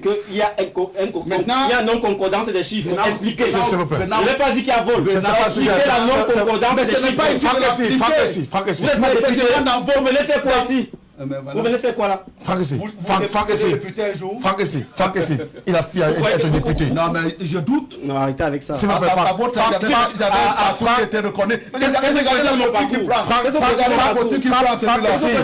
Franck Essi, s'il vous plaît. Vous n'en avez pas un. Le mien, il était au grand jour. Honorable Franck Essi, nous avons commencé, s'il vous plaît, messieurs, nous avons commencé l'émission avec beaucoup de respect. Je vous souhaiterais qu'on garde ce respect-là. Depuis le début. Je sais que vous avez fait l'objet d'attaques et j'essaie de vous protéger du mieux que je peux. Donc, vous n'allez pas me protéger, je leur réponds. S'il vous plaît. Répondez à ces chiffres. Merci. Répondez à ces chiffres. Me permettez donc de répondre aux chiffres, s'il vous plaît. Franck Essi, s'il vous plaît. Alors, il y a un débat. S'il vous plaît. Il y a un débat qui a cours, et c'est ce que le professeur Alaka a voulu signaler tout à l'heure, où il y a des tenants d'une politique dans laquelle le FMI intervient également, d'autres qui disent effectivement qu'il faut avoir une politique volontariste nationale. Mais je voudrais seulement réciter les débats en disant que à tout état de cause, le FMI, comme il a si bien souligné, c'est une banque. Et comme c'est une banque qui vous prête de l'argent, il s'assurera, avant de vous prêter de l'argent, des conditions de remboursement éventuelles. Pour cette raison-là, il participera tout au moins, parce qu'ils disent que c'est le FMI qui fixe, le FMI participe à la définition d'un certain nombre de politiques économiques qui lui permettront de s'assurer que demain ou après-demain, il va rentrer dans son argent. Et il n'y a pas de mal à cela. Et nous, les Africains, aujourd'hui, on a tendance à dire effectivement, mais je dois également vous dire, pour votre gouvernement, nous devons la bourse de valeur de Douala à l'initiative des bailleurs de fonds qui vous disent effectivement, c'est très bien d'aller chercher de l'argent à l'extérieur, mais vous pouvez effectivement en trouver chez vous. Et cette histoire-là, effectivement, on y va mollo, très souvent en tenant les pieds parce qu'on ne voit pas très bien l'intérêt. Est-ce que vous avez vu que la plupart, lorsque l'État veut se financer, très souvent, il passe également par la bourse de valeur de Douala. Donc, on ne peut pas dire que c'est des ennemis absolus. Effectivement, il peut y avoir un certain nombre. Ça dépend d'ailleurs sous le prisme de qui on se place. Hein? Si on est vraiment à terre mondialiste, comme de temps en temps, mon professeur Alaka veut bien être, on va dire effectivement, le FMI c'est une très mauvaise chose. Mais également, pour ce qui est d'un autre courant de pensée, on peut également penser qu'effectivement, on peut, comme c'est un banquier, on peut aller vers le banquier. Et vous avez bien vu effectivement que très souvent on a pensé que c'est le FMI qui vient tout simplement pour assiéger les pays africains. Et puis là également, catastrophe tout récemment, et ça fait pas plus de 10 ans, la Grèce y est passée, l'Espagne y est passée. Donc, quand on a effectivement des difficultés économiques, parce qu'à un moment donné, on n'a pas pu équilibrer un certain nombre de dépenses, effectivement, on ira au FMI. Là également, Franck, si vous dites, c'était le point 2, améliorer la gouvernance est une volonté gouvernementale qui consiste à dire qu'effectivement, cette chambre de compte là que nous avons créée, il va falloir lui donner des moyens pour pouvoir travailler efficacement, de telle manière à ce qu'on puisse anticiper sur un certain nombre de choses, pour que lorsque qu'on ait une gestion saine des budgets. On ne peut pas dire que y participant, ça veut dire qu'effectivement, parce qu'on sait que vous êtes corrompu. C'est une volonté qui vient de l'État du Cameroun même, qui consiste à dire que c'est une institution nouvelle, pour éviter que chaque fois qu'on a donné de l'argent à telle ou telle personne, il pense que c'est son pain quotidien. Il est important d'avoir une institution forte derrière. Et dans cette démarche-là, nous agissons et nous avons besoin d'un certain nombre de partenaires. Et il n'y a pas de honte à avoir des partenaires internationaux. Parce que de toutes les façons, vous savez, il n'y a pas une économie qui s'autofinance. Et Notre-Dame a dit d'ailleurs le Cameroun, parce que là également il a parlé de point de surendettement. Quand Aïdjo dit en 1982, j'ai laissé les finances saines. Ça veut dire quoi les finances saines? Sous-entendu, je n'ai pas emprunté de l'argent, vous n'aurez rien à rembourser. Mais entre-temps, on voit très bien que là où déjà on fait des pas pour pouvoir avancer en s'endettant, nous n'avons rien fait du tout. Aujourd'hui, nous avons besoin de cet endettement-là pour construire les barrages. Et les barrages, quand j'entends les gens pleurnicher de ce que c'est les générations qui vont rembourser, Frédéric Moutomé, j'ai étudié à la lampe tempête. Je crois qu'il est pareil. Un professeur à l'ACA, peut-être. Certainement. Ce n'est pas votre vie d'aujourd'hui. Et pour cela, il va falloir avoir des financements, ou alors des financements qu'on apporte au niveau des projets structurants. Un barrage, ça demande quand même un prix à payer. Et le prix à payer, ce n'est pas moi qui serai mort dans 10 ans, avant 10 ans, ou dans 10 ans, ce n'est pas moi qui dois le financer. C'est vous qui bénéficiez des fruits de cet investissement qui, normalement, vous devez financer. Maintenant, entre casser la baraque en s'endettant à tout prix, vous voyez très bien là également que le Cameroun est dans la réserve. Hein? Les critères de convergence de la CEMAC disent quoi? 70% du PIB. Nous, on hésite même à dépasser le cap de 47%. Parce que nous sommes prudents. Y compris dans le premier emprunt, là, les eurobonds, dont on a parlé ici. Vous voyez très bien qu'on est dans une forme de développement très assuré, prudente. Nous présentons en 2016 pour la première fois au marché des eurobonds. On est pénalisé pour ça. Là où les Sénégalais sont tous les jours. On vous dit, comme on ne connaît pas vos capacités de remboursement, là où les Sénégalais vont payer 7%, vous, ce sera 10%. Parce qu'on ne sait pas comment vous avez remboursé. On vous a jamais vu rembourser. Vous voyez ce qui s'est passé tout récemment. On ne peut pas chercher ces eurobonds là, premièrement, parce que en 2006, on nous disait qu'on n'était pas connu. Là, maintenant, on est connu. En plus, le marché est favorable. La conséquence, c'est quoi? Vous dites, on est mal géré. Vous êtes un pays, un État, une république bananière. Corrompu. Hein? On a eu 2 fois plus de financement, on en a refusé. Et de même qu'en 2016, en raison de ce taux trop élevé qui était de 10%, et il fallait les avoir tous. Ah, comment est-ce que vous pouvez prendre à 10%, là où les Sénégalais prennent à 6%, ça veut dire que le ministre est incompétent. Il ne s'agissait pas d'incompétence. Le marché, premièrement, il était haut. Et deuxièmement, on nous pénalise parce que comme on ne connaît pas nos critères de remboursement, nos conditions de remboursement, parce qu'on n'a pas une antériorité chez eux, on sera pénalisé pour cela. Et cette fois-ci, on est reparti, on a eu des taux 5,9 et un très bon taux. Ce qui veut dire effectivement, et on prend de l'argent pour faire quoi? Pour rembourser cet emprunt-là qui nous coûtait 10%. C'est tout bénéf. Ce qui illustre de ce qu'effectivement, des gens qui sont à la manette aujourd'hui, ils réfléchissent pour le bien-être du Cameroun. Une autre personne qui n'est pas assise sur une bonne gestion va dire de toute façon, on va rester sur les acquis. On nous a prêté de l'argent il y a quelques années. Là, à partir de 2023, on va commencer à les rembourser en payant en parallèle les intérêts de 10%. Il y a des gens qui se préoccupent de comment la République fonctionne. On a remboursé cet emprunt de 10% là par anticipation et l'autre également, on a différé les remboursements. On gère le pays et on n'a pas besoin effectivement d'ouvrir les livres tous les jours. Parce qu'effectivement, nous avons une technocratie, l'école camerounaise, il faut lui tirer un chapeau. Nous avons des élites qui réfléchissent au quotidien, qui ont des cerveaux. Et c'est peut-être pour cette raison-là que de temps en temps, nous nous regardons en pensant que, comme nous sommes tous intelligents au Cameroun, pour donner des leçons aux autres. De la réserve. D'accord. De la réserve, il en faut peut-être ou peut-être pas, quel que soit le bord qui est le nôtre dans le cadre de ce débat ou même en dehors de ce débat. Je rappelle que nous avons des SMS que nous aurons à lire tout à l'heure. On va essayer de faire le maximum pour vous qui êtes à la maison et qui nous regardez à travers le petit écran ou à travers vos smartphones. Nous aurons peut-être l'opportunité de pouvoir lire quelques messages. Alors, professeur Lakapo, sorti définitivement de cette question du FMI et du Cameroun qui sont dans la même logique, vous interpellez à chaque fois le FMI, mais en même temps, est-ce que le Cameroun peut décider de ne plus du tout faire avec le FMI?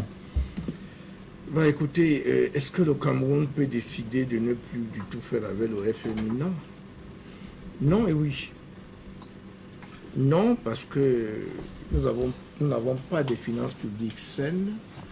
Nous ne mettons pas en pratique la loi qu'il a évoquée qui porte code de transparence et de la bonne gouvernance. Et parce que cette loi existe. Et nous ne mettons pas également en pratique un des principes fondamentaux qui régit le budget programme, à savoir la transparence. Nous avons beaucoup de retard à mettre en place ces choses-là. L'honorable Motte a parlé de la Grèce et de l'Espagne qui entrent également au FMI et qui bénéficient de ces concours. Je suis d'accord, sauf que ces deux pays, à eux deux, ont bénéficié de 250 milliards de dollars. Le Cameroun n'a jamais eu, tous les pays africains réunis n'ont jamais bénéficié d'autant de concours. Ça veut dire qu'il y a 2 poids 2 mesures avec ce FMI. Et je passe. On dit que le taux de convergence de la CEMAR, c'est 70% du PIB en matière de soutenabilité de l'endettement. Mais je veux bien. Mais quand vous arrivez à ce taux et vous n'êtes pas pays développé, eh bien, vous allez vivre sous assistance respiratoire. Parce que vous allez certainement être atteint du Covid. Cette fois-là, du Covid financier. On est déjà dans le Covid. On y est déjà, mais ça va être le Covid financier.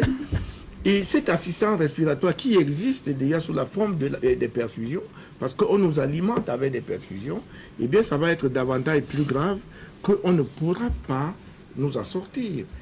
L'honorable Motte fait bien de dire qu'on a remboursé les eurobonds par anticipation. C'est une bonne politique, c'est vrai. Sauf ceux qui refusent de dire, un bon politicien, et vraiment il a mon bravo, c'est que nous remboursons les eurobonds par anticipation avec une autre dette que nous différons. Oui, bien sûr. D'accord. Non, il a dit ça. J'ai bien dit ça, oui. Il a dit ça. Et là, on s'en cache pas. Et pour Ça moi, fait de très bonne gestion, oui. il y a peut-être la marche en dette financière. Pour moi, je ne ferai pas comme ça. Bon, j'ai beaucoup de respect pour Modazé, qui est un garçon qui se bat bien. Et j'ai beaucoup de respect pour lui. Et je comprends pourquoi d'ailleurs il a sorti son rapport, parce que l'Assemblée nationale a refusé de l'écouter. Et on a voulu faire tomber sur lui toute la menace par rapport à ce que nous connaissons aujourd'hui. Il faut éliminer les possibilités de concurrence. Moi, c'est mon avis. Et il a dû rendre public son rapport. Et ce rapport nous montre qu'il y a vraiment la cacophonie au sommet. Il manque la transparence, il manque la bonne gouvernance, il manque ce gros principe de bonne administration. Et c'est lui qui nous révèle ça. Vous voyez donc, dans une situation comme celle-là, est-ce que vous pensez normalement que nous devons sainement continuer à travailler avec le FMI si le FMI était une institution qui veille à ces choses, la bonne gouvernance transparente. Et si le FMI continue à travailler avec nous, ce n'est pas pour nos beaux yeux, c'est parce que le FMI sait que nous sommes solvables. Il faut nous enfoncer davantage pour nous garder dans cette situation-là. C'est pour ça que je pense qu'il faut en sortir. Il faut que maintenant, nous mettions en place des politiques qui nous évitent d'aller toujours vers l'endettement. Je suis d'accord avec le sénateur Motte qui dit qu'aucun pays ne peut vivre sans s'endetter. C'est vrai. Oui, mais il faut contrôler ça quand même. Les États-Unis ont atteint presque les 110% de leur PIB en matière d'endettement. Hein? Et le pays qui engraisse les États-Unis, on le connaît, c'est la Chine. Et si la Chine retire ses avoirs du Trésor américain, le dollar tombe. Mais personne ne peut l'accepter, y compris la Chine elle-même. Donc, pourquoi est-ce qu'à nous, on ne peut pas faire confiance à ce niveau? Si nous, un pays comme le Cameroun, arrive à 70%, comme dit la CEMAC, je peux vous assurer que on va vendre le palais. Et je m'arrête là. Merci beaucoup. Alors, je ne voudrais pas qu'on revienne là-dessus. Mais je voulais dire un petit détail. Messieurs, s'il vous plaît. Permettez d'abord que je puisse recadrer 2-3 choses. S'il vous plaît. Honorable. Une minute. Honorable. Alors, il nous reste à peu près... On n'est pas obligé de répondre. Non. Alors, s'il vous plaît, messieurs, il nous reste 15 minutes, chrono en main, avec la lecture des SMS, mais également un sujet que j'aurais souhaité qu'on en parle ce soir. Mais en 15 minutes. Alors, on va essayer de... Autant mieux finir avec le premier sujet.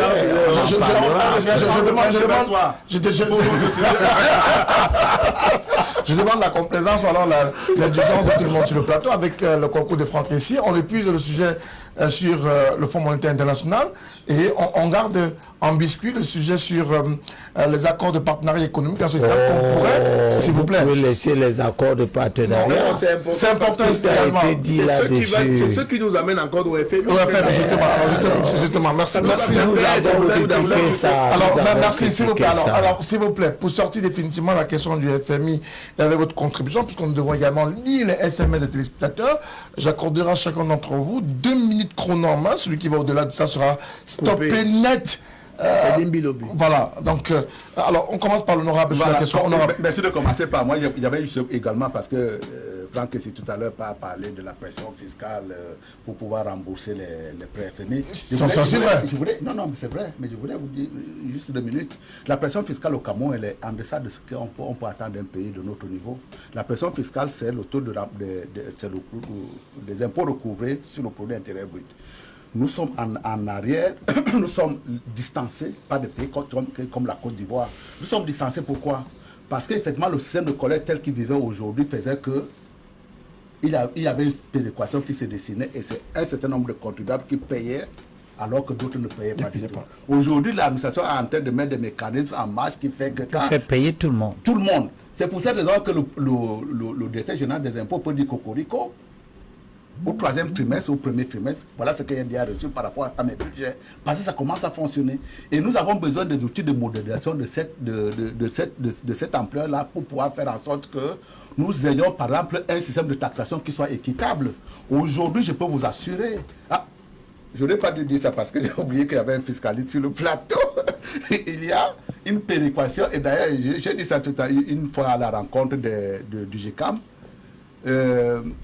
Le professeur, j'ai oublié son nom, il nous disait effectivement que l'impôt doit être payé, certes, mais très souvent c'est des idiots qui pensent qu'il faut être juste par rapport à l'impôt, honnête par rapport à l'impôt.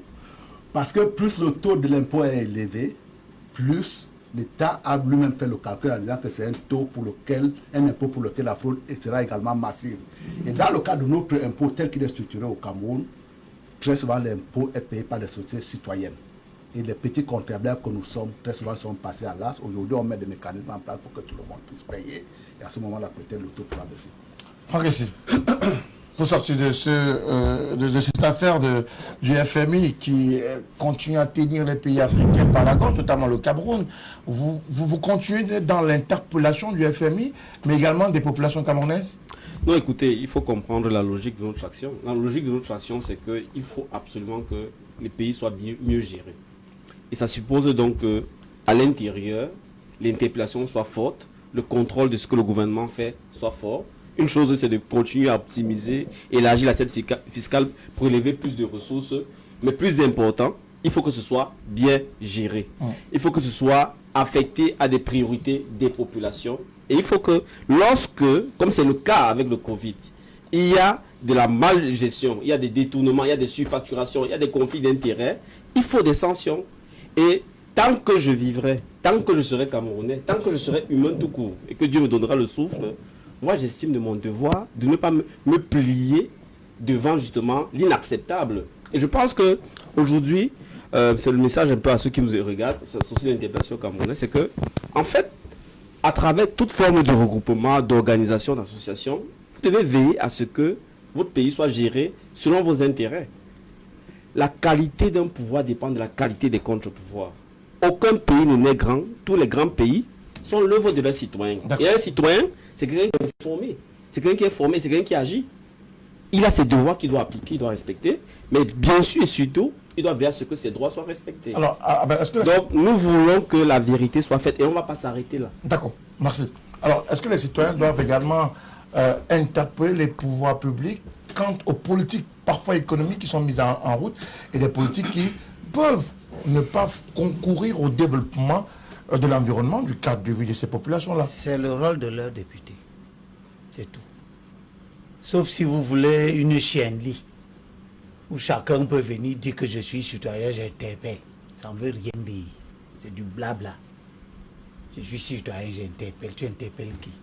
Parce que tu parles sur les plateaux. Parce que tu parles sur les plateaux. Non, vous avez vos 2 minutes. Les pays sont organisés d'une manière que tout le monde doit comprendre. Les citoyens ont leurs représentants. La seule chose que nous devons faire, c'est de nous battre pour avoir des bons représentants. Ce n'est pas tout le monde, il n'y a pas de démocratie. Ceux qui sont là sont des mauvais représentants. Mais ils peuvent l'être. Pourquoi? Si vous voyez bien qu'il y a une mauvaise gouvernance dans un pays, cela pose le problème du fonctionnement institutionnel. Or, le fonctionnement institutionnel, qui le met en œuvre? Ce sont nos représentants. D'un côté, vous avez un gouvernement que met en place un chef d'État que nous élisons pour gouverner. D'un autre côté, vous avez des députés et des sénateurs que nous mettons en place pour contrôler. On ne peut donc pas, sous le prétexte qu'on est citoyen, on peut.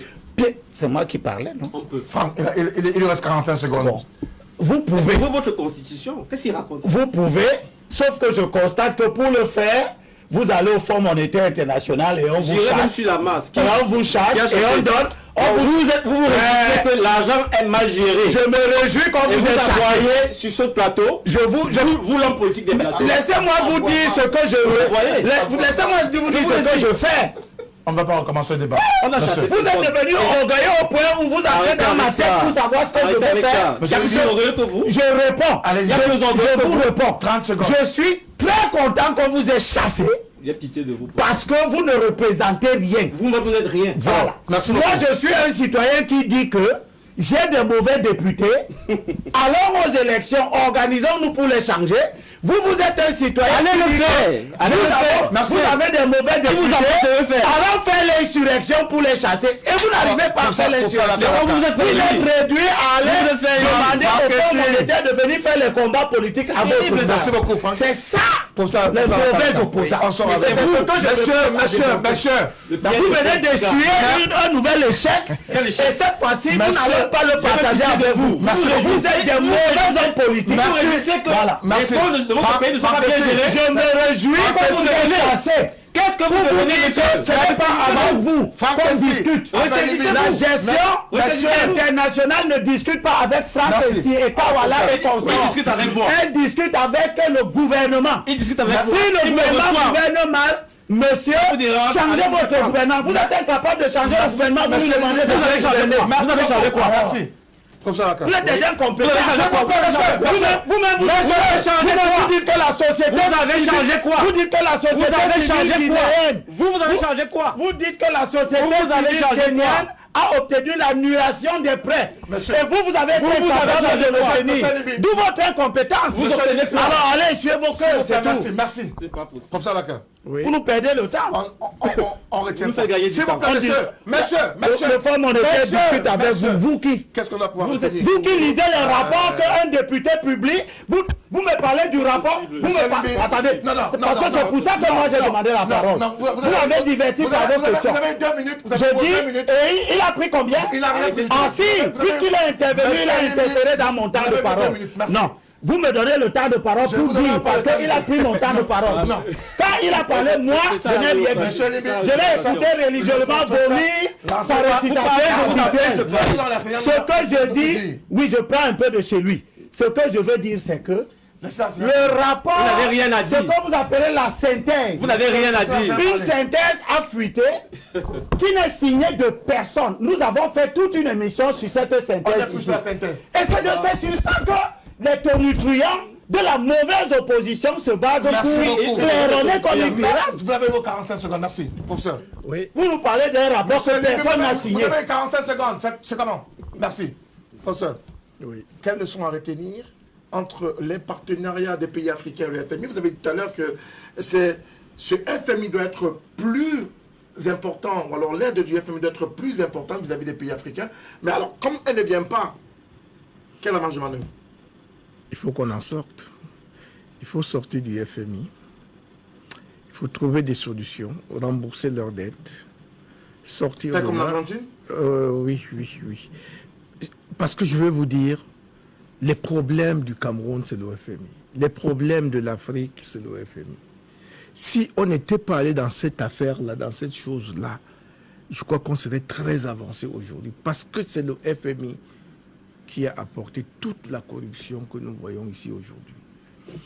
C'est aussi simple que ça. Moi, je vais vous envoyer lire le rapport sur la... Un rapport, je vais vous donner le site, je peux même vous envoyer ça après, même à Honorable Motte. Qu'est-ce qui a poussé l'Argentine à sortir du FMI? L'Argentine s'est rendu compte que ses ministres travaillaient pour le FMI. Ses propres ministres. Et que, au bout du compte, ces gens-là avaient des rétrocommissions qu'ils retrocédaient au FMI, et puis l'Argentine était rentrée dans le chaos et arrivée en cessation de paiement. Alors, est-ce que l'Argentine, qui est un pays un peu plus développé que certains pays d'Afrique, je parle de l'Afrique au sud du Sahara, si elle est arrivée à cette conclusion, est-ce que nous ne pouvons pas nous interroger? Parce que voilà, les fonds Covid, il semblerait de toute évidence que c'est 383 milliards, comme l'a relevé Franck ici, et qu'il y a à peu près quelque chose comme 222,4 milliards qui flottent, dont on n'a pas... Mais je n'ai pas la certitude que c'est ça. Je n'ai pas la certitude pour dire ça.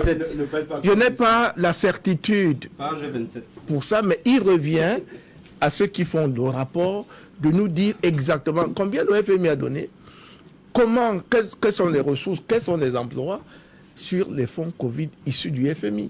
Oui, oui, je suis d'accord. Le problème, c'est que tous ceux qui aident n'ont pas le rapport. Merci C'est beaucoup. vrai, c'est vrai. Aucun n'a le rapport. Je veux donc dire que et nous avons commis une erreur, et ça allait être l'objet de votre second sujet, notamment les accords de partenariat économique. Personne aujourd'hui au Cameroun ne peut le démentir. Nous avons fait une fausse route avec les accords de partenariat économique. Vous ne pouvez pas être un pays, vous vivez de votre porte. On vous dit fermez votre porte et ouvrez-la lorsque nous vous le demandons. D'accord. C'est pas possible. On est tombé d'accord, hein, vous quatre, et vous reviendrez ici à notre demande pour le sujet sur les accords de partenariat économique. L'engagement a été pris avec les téléspectateurs à la maison. On va prendre 3 ou 4 SMS, la réalisation le permet, s'il vous plaît. Bonsoir, monsieur Moutomin. Ne nous envoyez pas des acteurs qui ne sont pas du sujet ce soir. Par contre, certains estiment que l'honorable Samuel Motte n'a pas joué frange ce soir dans le cadre de ce débat sur la télévision du monde. Bonsoir à vous sur le plateau. Juste pour rassurer Franck Essi, qu'on se reconnaît clairement dans ses propos, car tout ce qu'il soulève comme problème touche tout le peuple camerounais, surtout le bas peuple qui ne bénéficie pas des privilèges de monsieur l'honorable Samuel Motte et bien évidemment de toute la bande du Parlement camerounais avec qui ils n'ont toujours fait qu'applaudir toutes les actions du gouvernement de la République. Franck Essi est donc mieux placé au vu de sa franchise et l'objectivité de ses analyses pour parler au nom du bas peuple camerounais par rapport à l'honorable Samuel Motte, même s'il est élu du peuple, qui, du point de vue des téléspectateurs, pense que vous servez davantage l'intérêt de votre formation. Vous n'êtes pas obligé de lire n'importe quoi. Non, je ne dis pas n'importe quoi. Il dit que vous servez davantage l'intérêt, c'est pour ça que vous ne voulez pas être objectif. C'est ce que pense le téléspectateur. Non. Alors, je suis là pour faire que demain qu'ils puissent soutenir un débat sur la base d'un certain nombre d'éléments. Merci beaucoup. Pas pour faire du populisme. Alors, bonsoir à vous sur le plateau. Que ceux qui sont dans le populisme revoient leur posture. Il n'est pas question ce soir. Il est question de comprendre mieux les tenants et les aboutissants de ce type de posture. Voilà. Pourquoi? Alors, Non, je ne lirai pas ce message. Il est extrêmement violent et dangereux. Bonsoir à vous sur le plateau. Pas d'attaque personnelle, s'il vous plaît, buvez de l'eau. Dans le cadre d'un débat aussi intellectuel à vous. Bonsoir à vous. Nous aimons tous le Cameroun et nous voulons tout simplement la vérité. C'est ce que pense notre téléspectateur. Bonsoir à vous sur le plateau. Pourquoi, s'il vous plaît, le représentant du CPP s'évertue à parler du sujet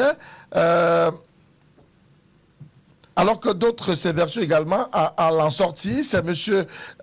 Médard depuis Yaoundé qui nous a envoyé son message. Alors, bonsoir à vous.